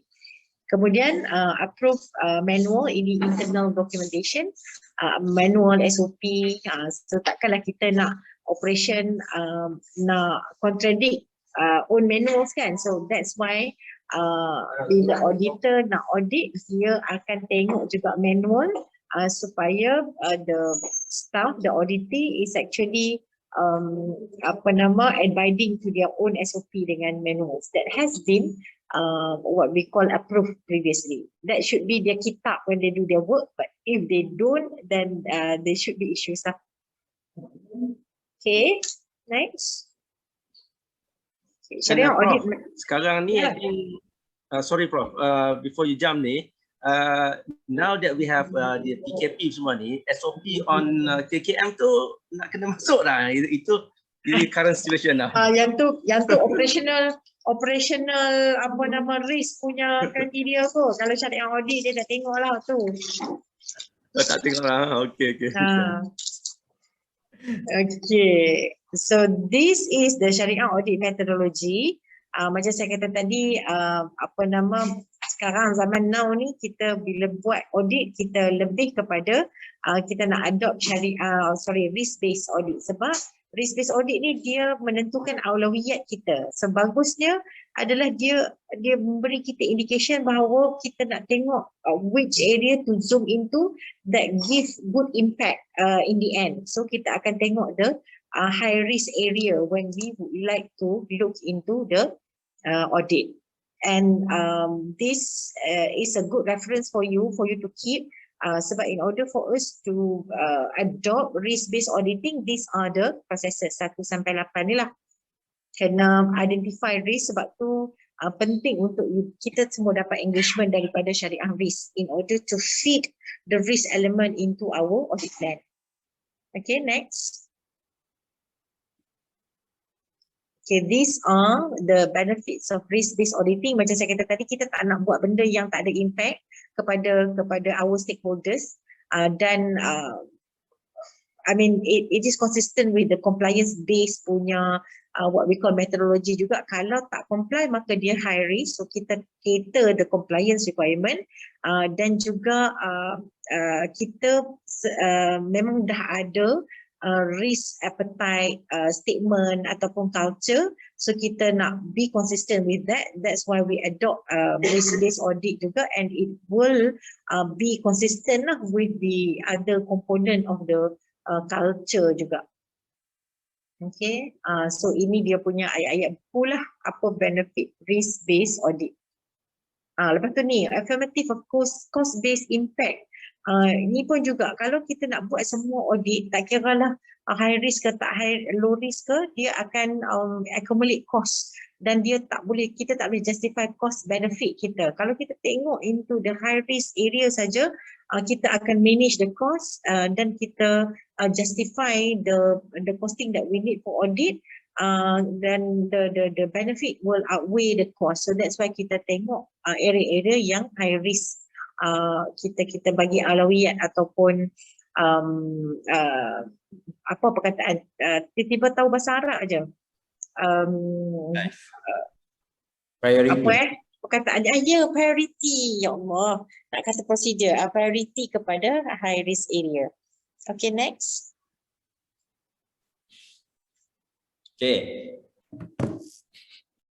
Audit process. Syariah audit proses yang ada 4 ni, Ahmad akan cerita dalam masa 10 minit, insyaAllah. Okay, minta maaf banyak-banyak biasalah tu kalau terdelay-delay ni, biasa dah normal, tapi tengok macam mana, yang mungkin kalau apa tu pun kita habis lambat sikit kot. Tu kadang-kadang saya rasa 2 jam semalam saya bincang dengan Prof pun kata apa benda je nak cakap 2 jam kan, tapi itulah. Kita ada limitation of time tu, tapi maybe kalau next session mungkin kita boleh buat 3 hours kan. 3 hours at least kita ada ample time sikit. And then ini pun macam tak ramai sangat yang participate, macam bagi opinion, bagi experience, bagi pandangan. Kalau ada ramai lagi yang bagi pandangan, sebenarnya it will take a longer time. And for us basically, for any of the session, we normally encourage everyone to give their opinion and also ask question instead of we are the one yang do the talking lah. Okay, for Syariah audit process, I think this one is quite common sebenarnya untuk internal audit process, and when we talk about process ni pun, it can be applied as well in Syariah review. Okay, so macam tak pelik lah kalau Syariah review pun ada proses yang sama. Cumanya when we do that, it will be a bit different in terms of macam contohnya scoping and how we look into things. Benda-benda macam tu yang akan make a difference between Syariah audit and also Syariah review. Again, kalau kita nak tengok in terms of the objective pun, kita boleh tengok daripada definition. Kalau kita tengok Syariah audit ni, dia lebih detail in terms of kita just bukan nak ensure Syariah compliance je, tapi but we want to ensure the effectiveness of internal control inside the organisation. Maksudnya contoh, kalau katakan let's say kita ada control untuk tawaruk punya transaction for instance, and we know that tawaruk ni dia kena ikut dia punya proses kan, dia tak boleh jump, dia kena ikut flow. And then suddenly bila kita tengok in term of the control, adalah berlaku for instance like one incident yang non-compliance, katakan dia tak follow dia punya sequence. And then bila kita tengok control pun sebenarnya ada weaknesses in term of control. Kalau in term of non-compliance mungkin dia tak material sangat because of only one incident for instance. Tapi when talk about control, sebenarnya control tu yang tak efektif. So because of that we need to comment on that, and also the management need to also look into the control whether the control is still relevant ataupun still effective or not. So kalau dia tak efektif, then management need to do something on that, and that's the reason as well kita untuk Shariah Auditor we need to give our recommendation untuk add value dalam organisation. Itu yang relevannya so-called audit and Shariah Audit in particular in term of improving the process inside the organisation, and also this is to add value, and ini consultancy role yang Shariah Audit kena buat lah, and dia dah tak lagi macam nak cari salah kan, sebab kalau yang dulu punya Shariah Auditor because of dia ataupun auditor lah, dia fokus kepada compliance. So bila comply ni memang kita akan try untuk ni buat tak, tu buat tak, macam tu kan. So bila jadi macam tu, even auditor pun akan kata yang diorang ni tak ada lain lah ni, nak cari salah lah ni, macam tu kan. Okay, itu sebenarnya ayat saya juga bila saya jadi auditi. Tapi maksudnya kita ada that in mind. Tapi in order to shift that, that's why kita nak kena understand the process, and then daripada proses tu nanti baru kita tengok what can be improved. Okay. Alright, so berhenti sekejap bembel tu, kita cakap pasal Shariah Audit Process. So Shariah Audit Process ni dia ada 4, and this is quite common: planning, execution, reporting and follow up. Tapi the most important yang we want to stress today is more towards planning. Sebabnya in term of execution, execution ni is more towards macam mana kita nak execute, and bila when come to execution sebenarnya kita kena pergi sendiri, buat field work tu sendiri, and kita kena feel. Because of that only kita boleh nak belajar. Sebabnya kalau kita kan, let's say we want to lecture ataupun we want to brief on that, it's not going to be something yang beneficial sangat lah. Tapi maksudnya what we can do untuk execution nanti, we can explain on the tools and tactics yang kita boleh guna bila kita nak execute. Okay, and then lepas tu reporting and follow up. Tapi the most important is planning. Okay, next. Okay, dalam planning kita ada 2 types of planning: annual audit planning dengan audit assignment planning. Apa yang membezakan antara annual audit planning dengan audit assignment planning ni adalah annual audit planning ni bila kita nak plan untuk auditable area yang kita nak audit untuk tahun depan. Contohnya katakanlah let's say sekarang ni, okay, tapi sekarang ni tengah bulan Mac. Katakan let's say kita in the final quarter of the year. Katakan kita within October, November, December. Within that area sebenarnya kita kena come out dengan kita punya annual audit planning for 2022 contohnya. Ataupun katakan let's say October, November of 2022, then we plan for 2023 punya planning. Okay, so that's basically the annual audit planning, sebab kita nak determine which area yang kita nak kena cover, and definitely kita tak boleh cover semua. Okay, alright. Lepas tu kemudiannya bila kita dah identify area-area mana yang kita nak cover tu, that's come for the for the planning of that particular audit. Itu yang kita panggil audit assignment planning. Okay, yang tu bila kita nak execute audit tu, then kita kena plan dulu before kita boleh nak katakan let's say kita nak jumpa dengan auditi, kita nak buat entry meeting, lepas tu nanti kita nak pergi buat field work, semua tu boleh dibuat come to audit assignment planning. Tapi the first one is on the annual audit planning. Okay, next. Sorry Ahmad, maksudnya when you go to the field, first you will look at the assignment because it was done last year. Then towards the end you go for the planning for next year. Ya, betul je tu? Lagi sekali. Maksudnya when you go to the field, you go to for the audit, definitely the assignment tu you already have it because it was done last year, it was a plan last year, and this year you're going to look at it. Yeah. And then at the end you will go on your plan based on plan audit tadi for next year. Is it correct? Dia boleh backward sikit lah. Katakan let's say kita sekarang ni dekat March, and then kita tahu yang kita kena audit ni. And then itu would be annual audit assignment planning sebab kita nak tu. Tapi this yang mana yang kita nak audit ni sebenarnya dah identify last year. Yes. Waktu nak identify last year tu yang annual audit planning. Okay. Kan? Okay. Okay, pertama sekali annual audit planning ni bila kita buat, itu nampak jam tu, last quarter of the financial year end. So maksudnya kalau kita punya financial year end December, dan kita akan plan dalam Oktober, November, December. Within that period tu kita akan plan untuk tahun depan. Okay, so kita akan take into consideration kita punya manpower, kita punya apa yang kita dah cover tahun ni, and then ada banyak benda jugalah kita take into consideration. What we want to determine is first we need to determine and understand the audit universe. Determine ni kalau katakan let's say kita tak ada audit universe. For instance, katakan let's say kita walaupun dah lama kan ada syariah audit punya requirement ni, let's say kita tak ada lagi audit universe untuk syariah audit, then we have to determine the audit universe. Audit universe ni maksudnya apa auditable area yang possible untuk kita audit. Itu audit universe. Maksudnya and this audit universe ni pula dia boleh juga evolve from time to time sebab kadang-kadang kita ada new product, kadang-kadang kita discover ada new area yang kita feel important untuk cover. So that's why audit universe ni dia bukannya stagnant macam tu aja. And kalau untuk siapa-siapa yang baru nak start dengan syariah audit, and perhaps audit universe dia mungkin awal-awal tu the list tu takkan jadi a long list. And then kita mungkin ada akan tertinggal certain area. So because of that, audit universe ni dia quite flexible, dia boleh evolve from time to time. And then apa yang kita nak buat next adalah kita nak kena perform syariah risk assessment on the audit universe.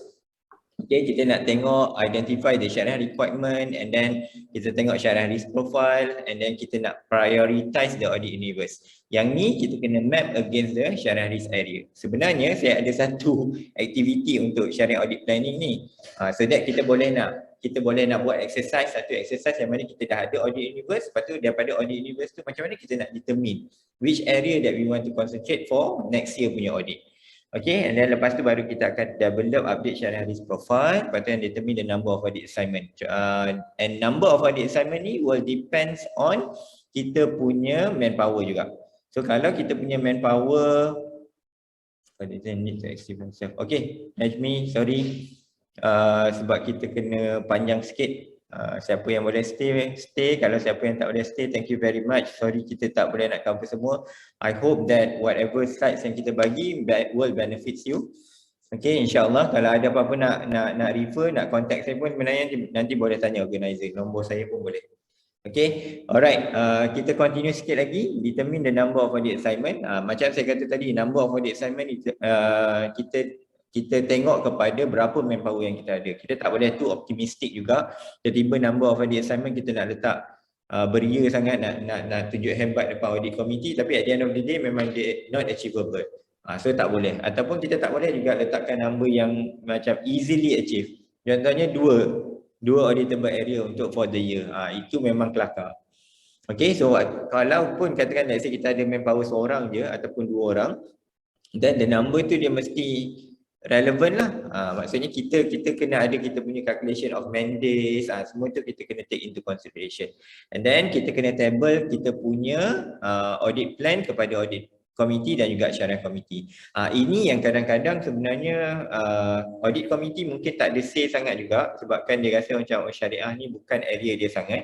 Bila pergi syariah committee pula, syariah committee pun kata benda yang sama juga. Dia kata, oh ni audit punya plan. So dia dah approve dekat audit committee, notify je dekat syariah committee kan. Sebabnya whatever paper yang biasanya pergi ke syariah committee, because of the line of reporting to dotted line, then dia akan jadi notification paper. So bila notification paper ni syariah committee biasanya dia tak beria sangat nak komen.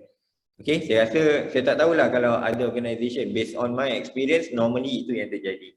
So because of that, sometimes when come to audit plan, terutamanya yang annual audit plan ni, dekat sini yang sebenarnya syariah committee kena play a role. Okay, untuk siapa-siapa yang duduk dalam syariah team, when you receive the paper from audit, then for the annual audit plan, then you need to inform the syariah committee to look into that. Okay, and for the Shariah Committee, biasanya dia kena tengok apa yang sebenarnya crucial inside the organisation. And sometimes ada juga Shariah Committee yang memang aware of this, dia akan kata, oh hari tu kita ada isu dengan ni, hari tu kita ada ni, kita rasa ini ada, mungkin ada tendensi untuk ada isu dekat this area, kenapa you all tak cover contohnya. And mungkin juga auditor kadang-kadang dia dah ada dia punya reasoning, contohnya macam oh because of last year kita baru je cover, and then from there dia punya rating tu katakan they have a good rating on that, that's the reason kenapa kita tak cover. Meaning to say that the discussion need to happen in that situation. Okay, next. Okay, apa yang kita nak kena consider bila kita buat planning? Okay, bila kita come to the annual Shariah Audit Plan, pertama sekali biasanya kita akan tengok kepada previous sama ada audit rating ataupun Shariah Audit Rating. Okay, ini penting sebab kita nak tahu kalau katakan let's say dia ada rating yang bagus, then perhaps kita tak perlu nak cover that area for so frequent. And then when come to risk profiling, risk profiling ni yang penting, yang macam tadi Prof ada cakap juga, yang katakan bila kita nak buat risk based audit, then kita kena tengok kepada risk profile of that area. Okay, risk profiling ni very important sebabnya kita nak tentukan sama ada that area tu is high risk, medium risk ataupun low risk. So daripada situ kita nak determine which area yang kita nak kena fokus, which area yang kita nak kena cover. Okay, sebab tu juga pentingnya ada syariah non-compliance risk punya team, syariah risk management untuk cater for that. That's why when come to audit ni, dia tak boleh work in silo. Dia kena rely juga kepada syariah risk management and also syariah review. Syariah review ni pula biasanya kita akan tengok apa plan syariah review for next year. We take that into consideration as well. Tapi yang the most common is these two lah, maksudnya risk profiling dengan previous syariah audit rating. And sometimes certain organisation juga nanti bila ada satu, saya akan bagi juga satu handout. Daripada situ nanti you will see the risk profiling dengan previous syariah previous audit rating.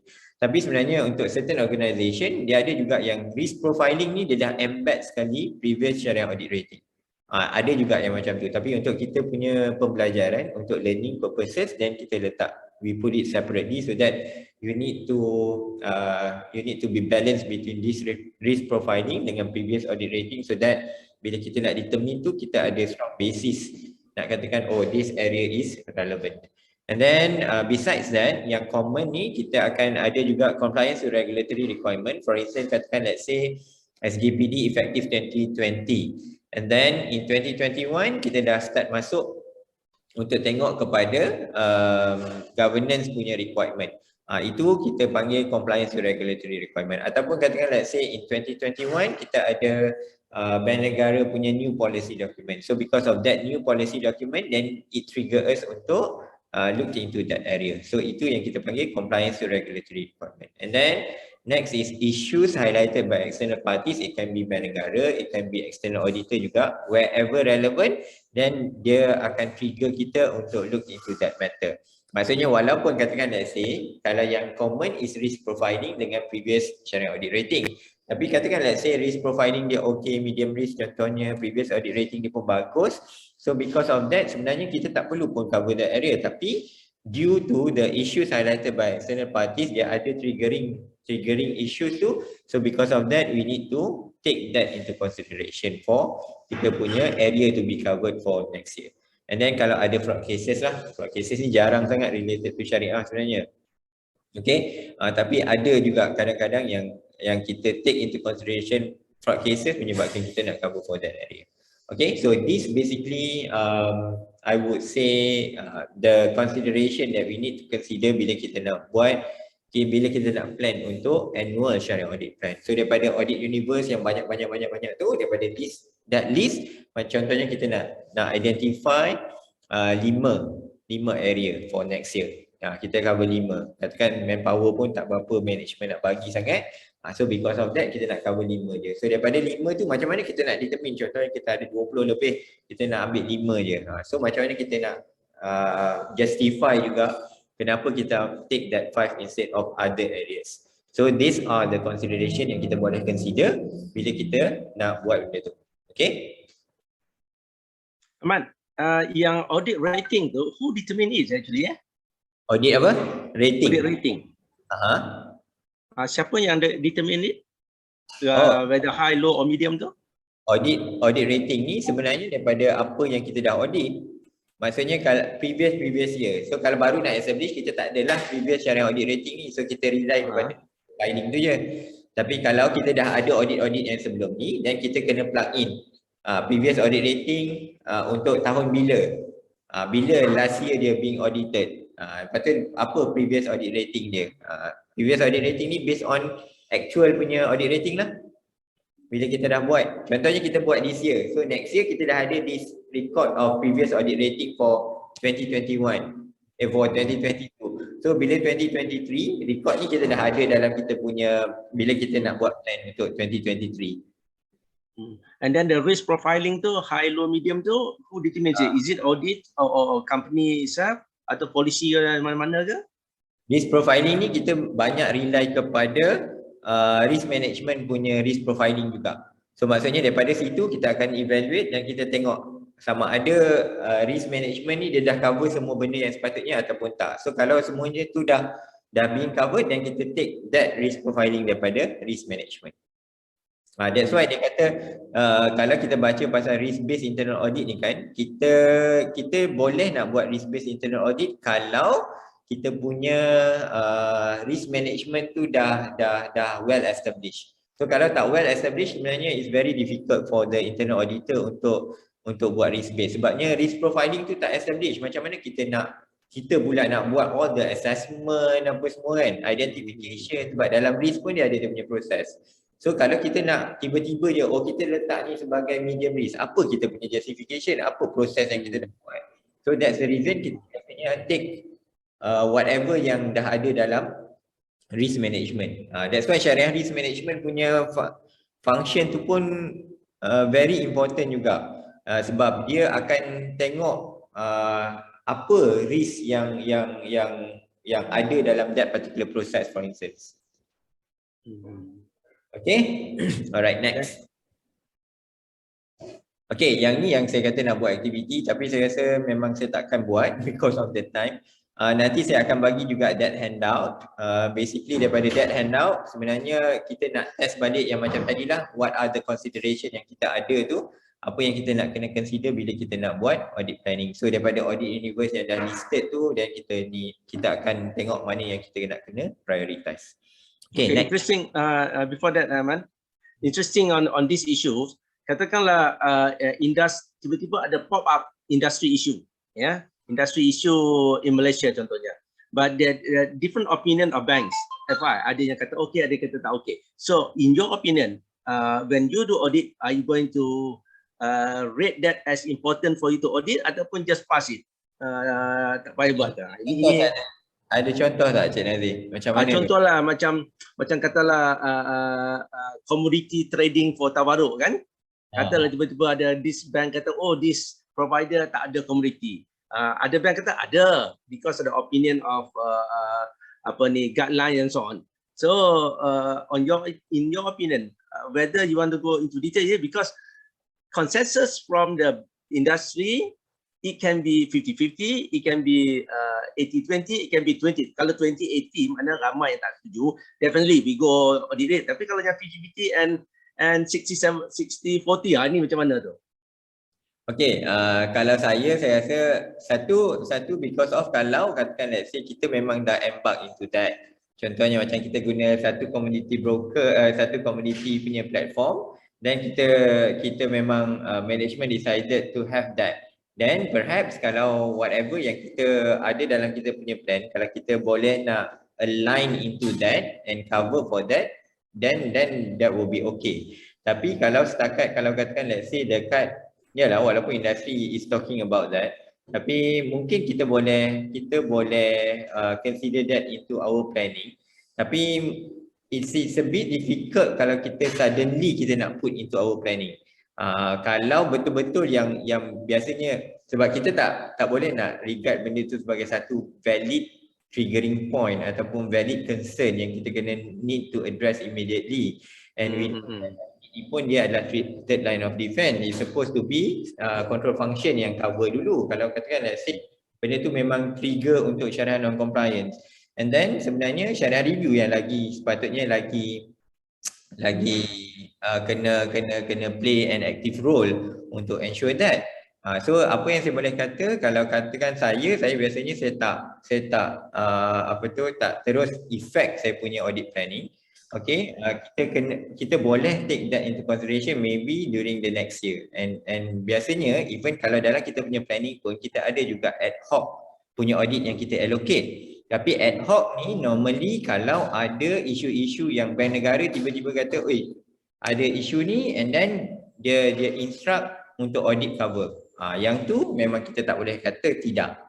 Kalau bank negara then kita straight away. Tapi kalau setakat, kalau katakan let's say ada hearsay and then industry is talking about that, and saya rasa it better to be covered by second line of defense first, and then only kalau kata audit nak cover then it will be under next year's punya audit, right?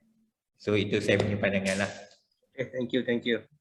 Alright, okay. So that's basically the annual audit plan, and then after that kita ada audit assignment planning. Yang audit assignment planning ni dia pergi into detail. Apa yang kita nak kena buat adalah dia punya definition is prior to execution of an individual audit assignment ataupun field work. So bila kita nak start buat audit dan kita buat kita punya planning. Okay, ini pun penting juga. Okay, apa yang kita kena buat adalah we need to reassess the syariah risk on audit center to be audited ataupun auditable area yang kita nak audit tu, kita kena reassess syariah risk. Benda ni tak mungkin tak berapa relevan kalau katakan let's say kita plan untuk 2022 punya planning, lepas tu and then kita baru nak buat audit bulan 3 contohnya. Tapi kalau kita buat audit bulan 10 ataupun 11, then itu yang a bit crucial untuk kita reassess dia punya syariah risk ataupun profile at the same time, sebabnya kita nak ensure that apa benda yang kita risk yang ada dekat that area tu is still relevant.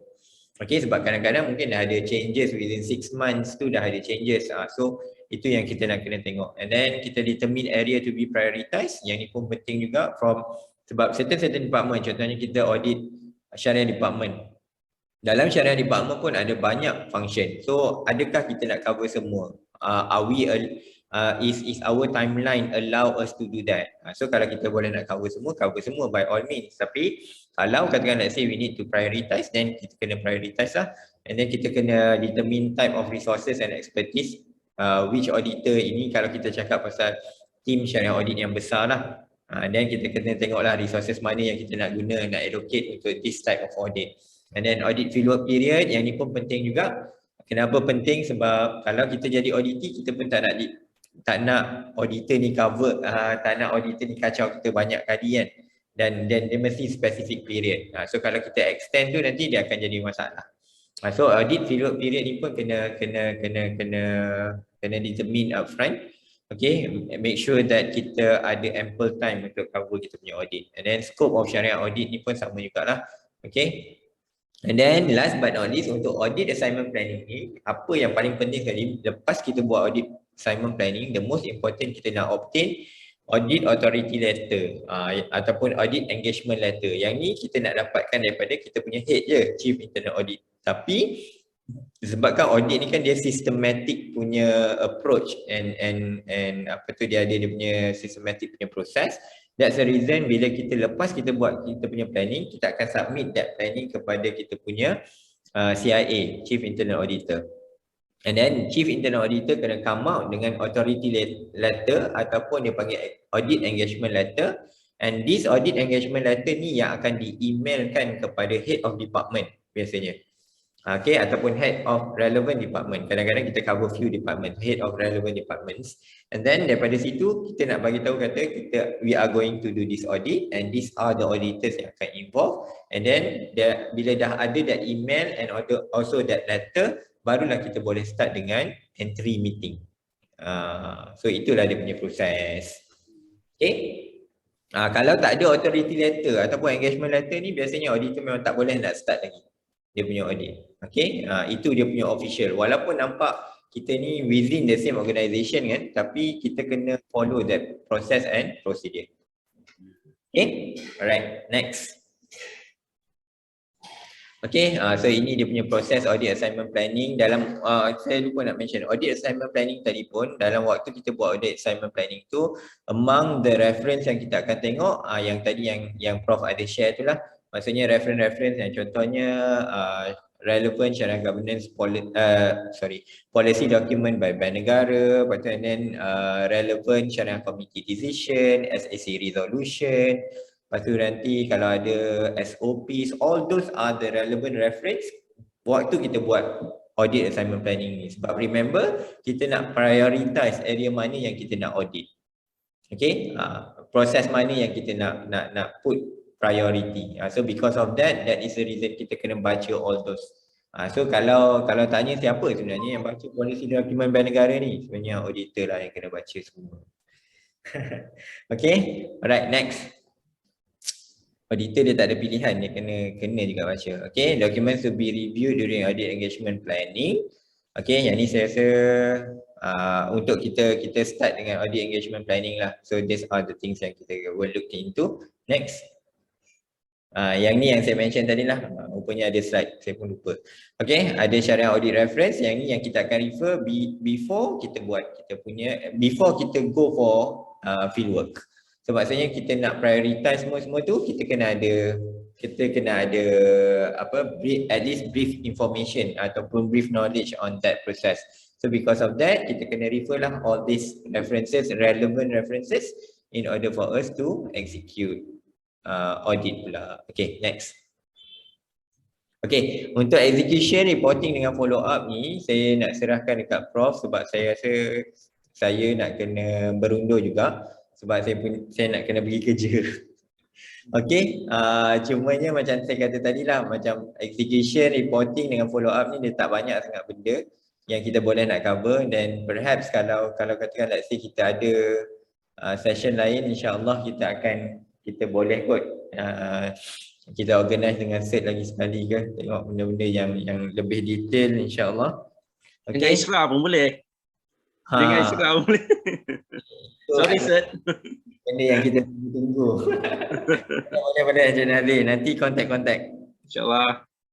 Okay, saya bagi sekali saya punya nombor untuk kalau ada sesiapa nak tanya mana yang saya boleh respon, saya respon lah.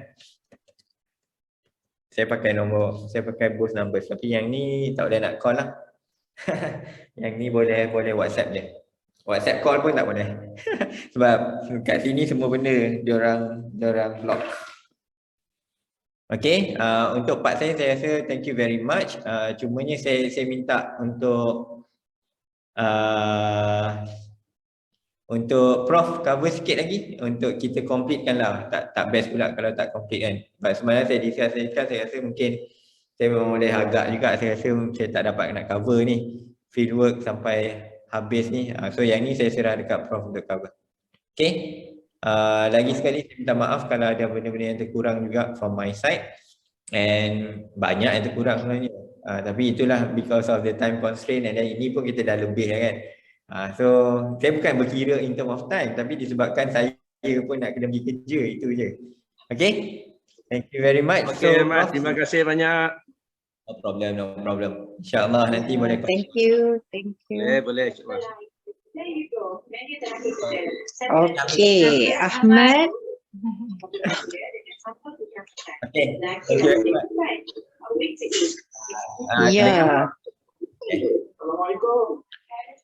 Ya, okay, saya sambung sikit lagi to conclude. Kita dah kat sini ke slide kita berhenti tadi? Ke Ahmad dah cover semua audit proses? Yang planning. Planning dah. So tinggal execution, reporting dengan follow up lah. Okay, so we go next. This is when we would like to execute the audit. Ini adalah audit tools dan techniques yang kita boleh guna. Macam contohnya masa pergi ke masa nak execute the audit tu boleh buat inspection, on the existence of the assets. Contohnya macam kalau kata kita buat tawaruk kan, so the tawaruk underlying asset tu has to be present, has to be complete. Jadinya boleh tengok, boleh buat inspection lah. Macam contohnya kalau cari auditor tu kadang-kadang dia pergi kepada commodity provider kan untuk buat inspection. Itu contoh kalau nak buat inspection. Okey, kemudian kita boleh juga buat interview, observation. Macam kalau kita nak in-depth, kita buat interview. Tapi kalau kita tak nak ganggu the process ataupun the dynamic of how the staff are explaining the process kepada customer, kita boleh buat observation sahaja. Contohnya questionnaire with regards to macam contohnya we would like to know the level of knowledge of the auditee. We could conduct questionnaires. Walk through, kita boleh minta further information, especially on the SOPs, manual processes yang auditees adopting. So kita boleh guna, kita boleh walk through lah bersama dengan auditee. Dan data mining ni we could do before we go on the field. Maksudnya kita tengok annual report, kita tengok the reports from previous audit, previous review, that we could determine as well. And when we receive statistics from the client, from the auditee contohnya, kita boleh buat juga data mining. So this is the audit tools and techniques. Okay, next. Okay, in terms of reporting, ingat tak tadi kita dah cerita sikit-sikit on the Shariah audit reporting. Kita report kepada siapa? Kita report kepada board audit committee because we would like to maintain independence kan. Jadinya kita report kepada board audit committee, but we usually will get the input from the Shariah committee when we report as notification. Report tapi as notification. Kita notify kepada Shariah committee dalam Shariah committee meeting. Sebab apa kena report kepada Shariah committee? Sebabnya kita nak report the Shariah related findings dan nak dapatkan kita kata thumbs up lah, maksudnya go approve by Shariah committee dan yang apa yang Shariah issue. Kita takut apa yang kita cadang sekejap lagi yang berlaku Shariah non compliant sebab kita cadang something that is outside the Shariah compliance, what we call issue lah. Okay, Henry tanya, is it a requirement for the Shariah audit plan to be approved by the Shariah committee? Usually the approval is not coming from Shariah committee, tapi kena present kepada Shariah committee of the scope. Sebab in the end bila Shariah committee nak sign the sign off report dekat Shariah committee report tu, dia nak kena tengok juga Shariah audit report at the end. Jadinya walaupun dia tak approve tapi dia macam saja akan bagi input untuk nak cantikkan lagi the Shariah audit exercise for that year. Dia macam banyak macam ala-ala informal tau, sebabnya kita nak maintain the independence, sebab tu kita tak nak dapatkan approval dari Shariah committee. But since memang tanggungjawab Shariah committee tu listed dalam tanggungjawab ataupun roles and responsibility of Shariah committee to monitor Shariah audit exercise, jadinya kena bagi input. Dan maksudnya contohnya ada satu-satu area yang Shariah committee rasa critical, yang macam previous Shariah audit exercise kata memang full internal control, jadinya kena buat ad hoc audit ataupun addition to whatever that audit is proposing this year. So Shariah committee nak juga untuk buat sekali lagi audit sebabkan teruk sangat result exercise lepas. So that's what Shariah committee usually concern lah, benda-benda dekat area yang high risk in terms of Shariah compliance.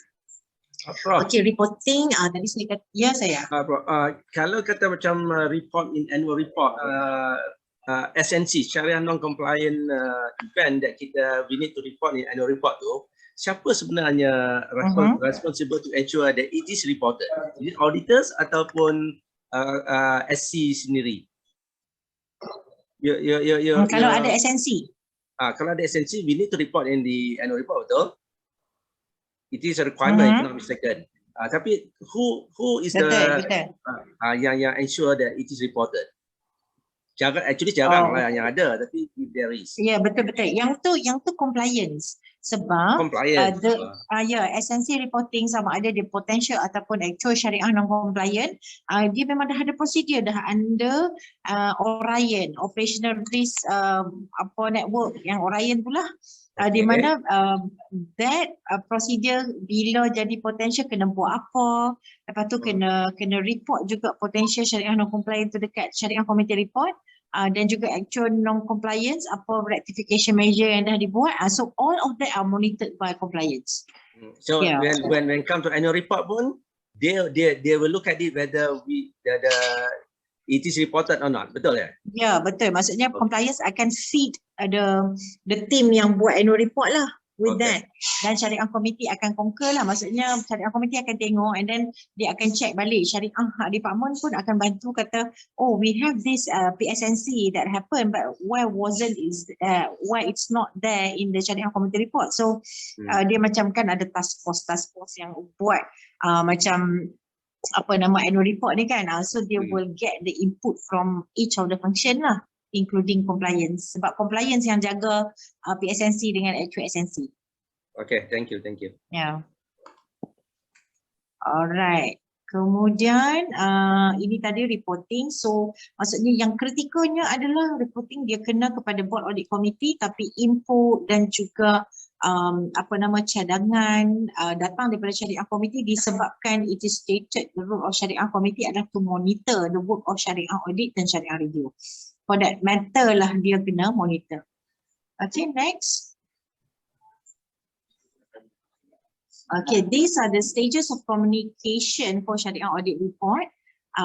Exit meeting, sebab masa exit meeting ni katalah bila lepas dah auditor dah buat kerja semua, dah putih evidence, dah ada findings, auditor akan berjumpa dengan semua, kita kata important person di auditee, macam head of department, dan juga kita kata critical person lah dekat auditee department akan buat exit meeting sebab kita nak agree on the findings. Maksudnya findings ni kenapa kita kata auditor kena auditee kena agree pula dengan the finding. Kita kata baiklah sebagai auditor nak maintain independence dia bagi je whatever report yang di-trigger, yang dia jumpa masa dia buat audit tu.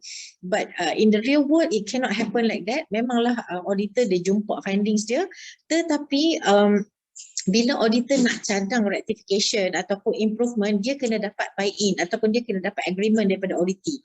Especially bila matters for improvement, area for improvement. Dia macam nak cadang yang macam-macam, langit dan bumi dia boleh cadang, tapi auditee tak ready, tak boleh juga. Maksudnya dia tak akan jadi improvement in the end. So katalah auditor dia cadang, tapi cadangan yang betul-betul in the long run, in the medium run, yang akan improve the effectiveness of the auditee department, itu akan diagree masa exit meeting. Sama juga macam rectification. Contohnya apa yang auditor jumpa something that has to be improved, auditor kata kena buat urgently dalam masa 1 bulan. But the facilities, the ecosystem cannot it's not possible for auditee to deliver that rectification measure kan, mitigation kan.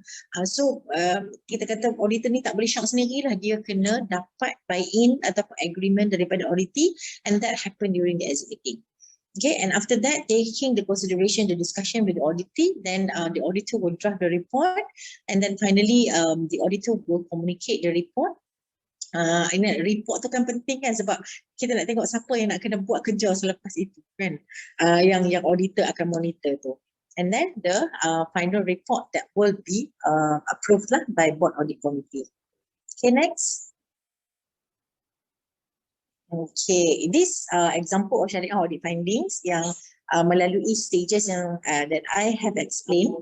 Okay, and usually auditors will adopt this risk indicator di mana findings tu diletakkan di bawah this what we call title lah. Minor syariah non-compliance, major syariah non-compliance. Mana-mana yang major syariah non-compliance risk tu dia letak sebagai high findings lah, high rated audit findings. Moderate, medium rated findings. Moderate syariah non-compliance risk, macam ini adalah contoh-contoh lah yang ada. Contohnya kalau contracts in the ijarah thumma al-bai' contract, ada case of asset defects, contohnya customers were unduly charged of the maintenance cost dekat ITAP contract, so those are the medium risk element, so it is rated as medium. Lepas tu contoh lagi, the date of the trading is after the disbursement. Ini critical kan, sebabnya you cannot sell whatever that you don't own.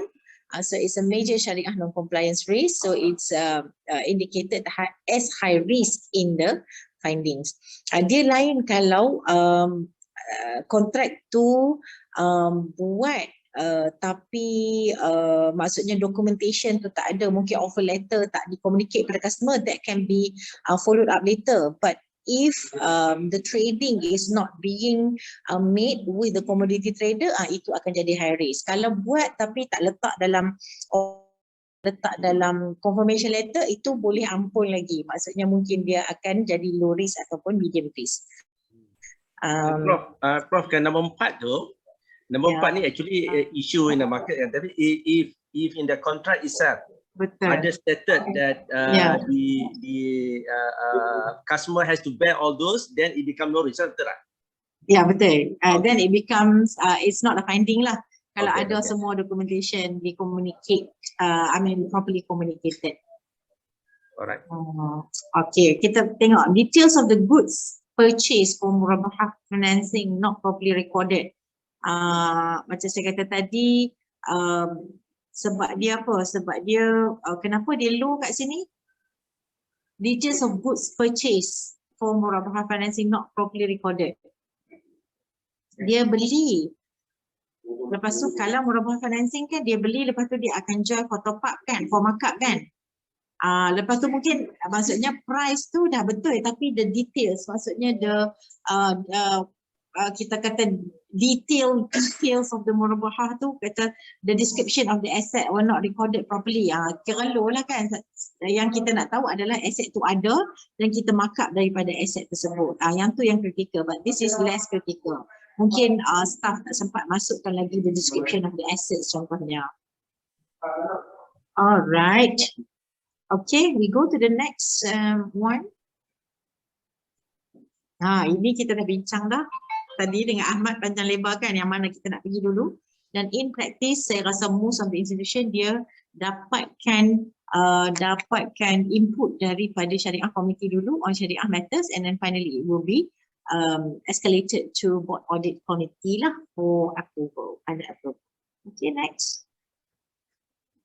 Okay, follow up kerja-kerja selepas report, and follow up, usually auditor will need to follow up in order to close the findings. Dan usually kita ada, kalau yang low risk findings tu mungkin ambil masa sebulan, kalau yang high risk yang banyak benda nak buat mitigation, there's a lot of mitigation that has to be done. Kemudian mungkin 3 bulan, macam in my case where I monitor the Shariah Audit exercise tu kadang sampai 6 bulan, sampai setahun pun ada, especially when it comes to system upgrades and so on. Okay, tapi kena close. Apa-apa pun kan kita kena close the loop. This is the kita kata how the auditor is communicating with the auditee lah. Kadang-kadang masa meeting, exit meeting tu dah buy-in, tapi cara selepas tu auditor communicate tu menyebabkan auditor rasa give up nak buat ke, rasa macam tak boleh nak buat ke. Masa ni lah auditor ni dia jadi motivator juga kan, untuk macam mana you nak close the loop at the end of the day. Okay, next. What will you do if the respective department cannot rectify the observation finding within the time period? Macam saya kata tadi, kena motivate. Itu dia punya daripada segi humanity-nya lah kan, cara you kerja. Tapi kalau auditee tidak boleh close, maksudnya perlu extension. So they will have to raise this issue to their deliberation committee and finally to the board risk committee, sebab benda ni akan jadi risk kan. Katalah ada certain audit findings, dia dah ada risk kat situ, dah ada gap in implementation of the effectiveness of internal control, dan auditor dah jumpa and then tak boleh nak close within the relevant period pun. Jadinya dia kena being table to be table to risk committee sebab of the risk that it imposed to the organisation. Dan board risk committee lah yang akan bersidang. Dan usually isu ni dia bukan dia tak table pada syariah committee, dia nak how to say nak measure the risk yang tak boleh nak close ni, selalunya board risk committee punya kerja akan buat. So dia akan identify lah apa faktor-faktor dia, dan kalau lah kata lepas tu nak patah balik kata sebenarnya auditor tak boleh nak rectify, jarang berlaku begitu. Tapi kalau macam dia nak buka balik investigation dan kata audit kata kena buat macam ni tapi sebenarnya it's not possible, usually it is also deliberated dekat board risk committee. Dia takkan mind dah sebab it's not the end operational issue, it's not syariah issue, dia dah jadi isu operation. Kenapa auditor boleh nak implement report risk committee. Okay, next. Okay, as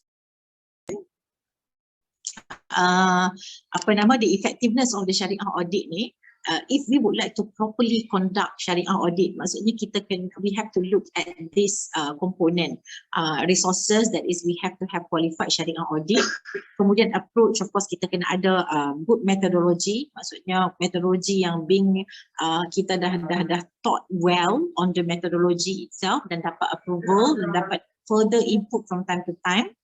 Kemudian procedure of the audit, and this also relate with the sample lah kan. Kadang-kadang bila datang ke syariah committee tu, syariah committee tanya juga kan berapa banyak sampling. Kadang-kadang syariah committee akan try lah untuk raise up the bar juga kan, untuk banyakkan lagi sampling yang review dan audit buat lah. Okey, dan ada tambahan skop macam saya kata tadi, kadang-kadang ada 9 audit tapi syariah committee akan request disebabkan oleh high risk area ataupun benda-benda yang dapat teguran daripada bank negara. So usually that will be also taken up as the additional scope in the procedures that we have to do lah. Kemudian evidence, this one is macam ingat tak saya kata tadi tool tu kan, sama ada kita nak interview ke kita nak observe. The results from what tool that we select tu pun akan jadi beza kita punya results. Jadinya as auditor yang ni terus pengalaman lah, dan maksudnya kalau you tak ada pengalaman pun, kalau junior maksudnya yang senior akan guide lah in order to look into which type of evidence that is proper to be collected.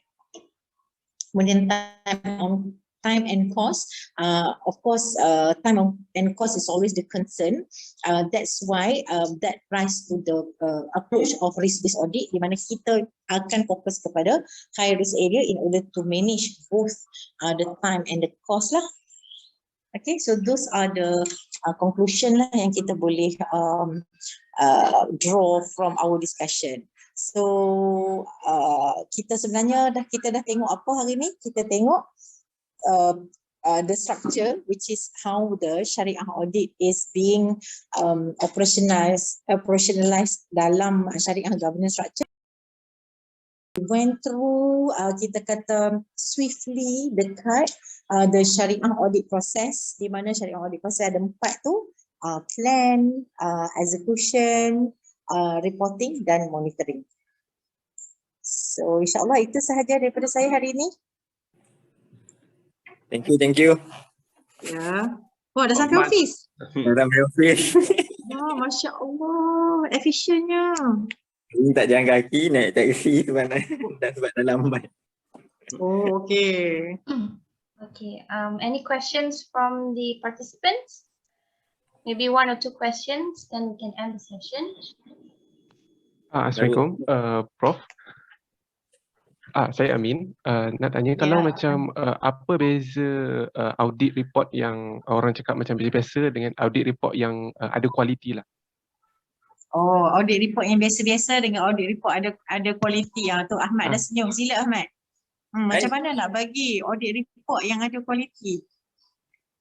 Okey, mencabar kat soalan ni sebenarnya. Adapun sebab dia macam perlukan lagi 2 jam nak cerita, betul tak? Saya ni pun biasa-biasa je. Audit report biasa-biasa dengan audit report yang quality sebenarnya apa bezanya? Apa beza kalau biasa-biasa lah. Kalau yang quality ni saya rasa sebab dalam audit report sebenarnya the most important is kita kena bagi tahu apa yang kita buat waktu kita audit. Okay, kita bukan just bagi finding sahaja dalam kita punya audit report. That will be one point yang kita kena always remember. Dalam audit report, we must also complement whatever initiatives taken by the audit department, audit area yang kita cover tu. Maksudnya kalau katakan let's say for instance dia ada initiatives on updating the standard operating procedures, updating establish new policies and so on, we need to complement that in our report. That will be one. And second, we need to comment on normally, sebab biasanya tadi macam kita tak sempat nak cover on COSO framework. Normally kalau macam saya punya experience, kita kena comment on every COSO framework punya elements. Maksudnya untuk setiap element tu whether they have a proper control on that ataupun tidak. That will be another one. And for the finding pula, in order for us, sebab saya rasa report ni the most crucial is bila when we talk about finding kan. And finding ni macam mana kita nak ensure yang kita ada finding yang berkualiti is basically kita ada basis yang strong and then kita ada evidence dan don't assume. Itu yang saya always remember kalau bos saya dulu kata don't assume, you have to know, you have to get the fact and evidence. Itu yang paling penting. Maksudnya fact, evidence, lepas tu and then kita make sure that kita punya basis tu is a valid basis, and daripada situ nanti bila when come to sebenarnya along the way sebelum kita nak issue the report tu pun kita kalau katakan let's say kita tak ada strong evidence and then kita tak ada fact yang betul, for instance macam katakan let's say kita refer policy document ke tapi tak betul sebenarnya kita punya understanding, kita akan ada problem daripada beginning lagi. Maksudnya bila kita discuss dengan kita punya auditee pun kita dah ada problem. Tapi kalau kita ensure that is semua benda tu okay, dan sebenarnya bila issue the report will be okay lah. And report ni pula kita ikut organisation, different organisation dia mungkin ada different template. So yang tu saya tak boleh nak komen banyak lah sebabnya macam yelah, sebab internal audit ni dia memang flexible sikit sebab dia internal. So dia tak ada macam satu standard yang semua orang akan follow this kind of report, tidak. Okay, so yang tu kena follow organisation. Lepas tu and then macam saya kata tadi lah, so all that elements tu need to be in that report. Itu je kot.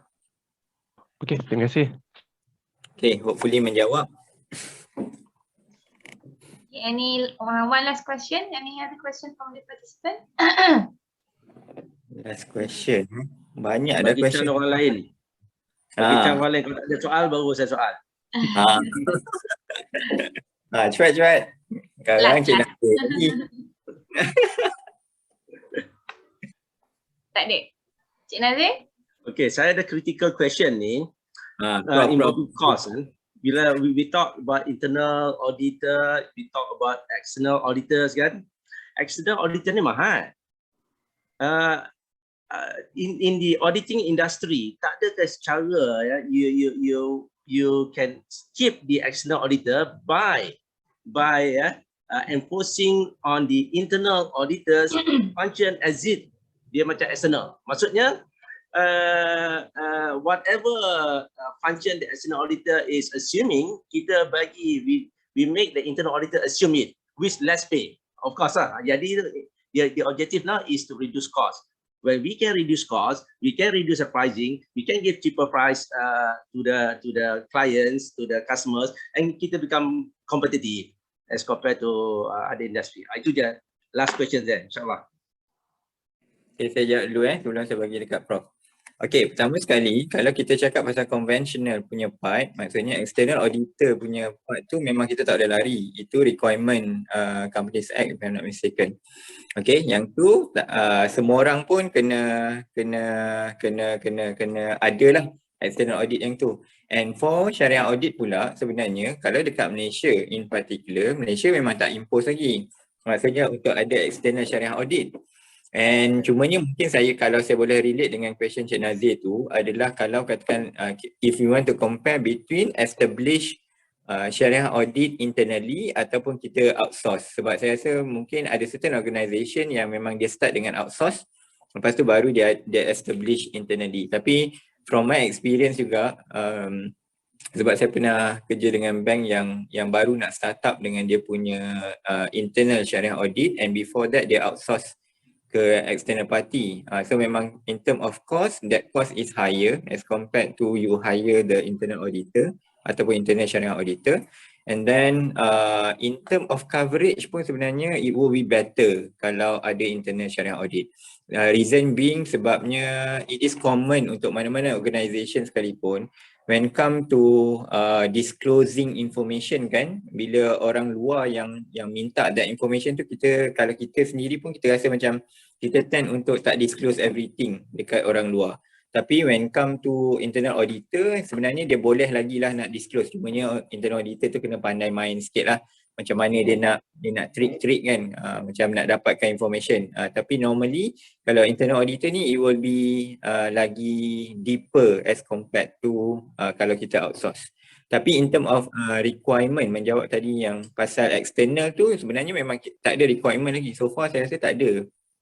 Saya tak tahu mana-mana IFI yang memang ada external Shariah audit. Sebab itu bukan requirement, and mungkin juga disebabkan nature Shariah non-compliance ni is more towards operation.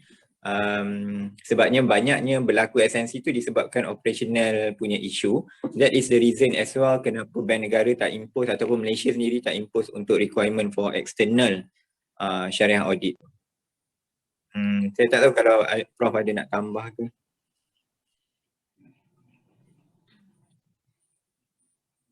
Senyap tu tak ada lah kot. Tak ada, okay. Maybe to last lah kot. Okay, so thank you so much for the sharing session between Mr. Ahmad and also Dr. Zurina about the Shariah auditing structure and process.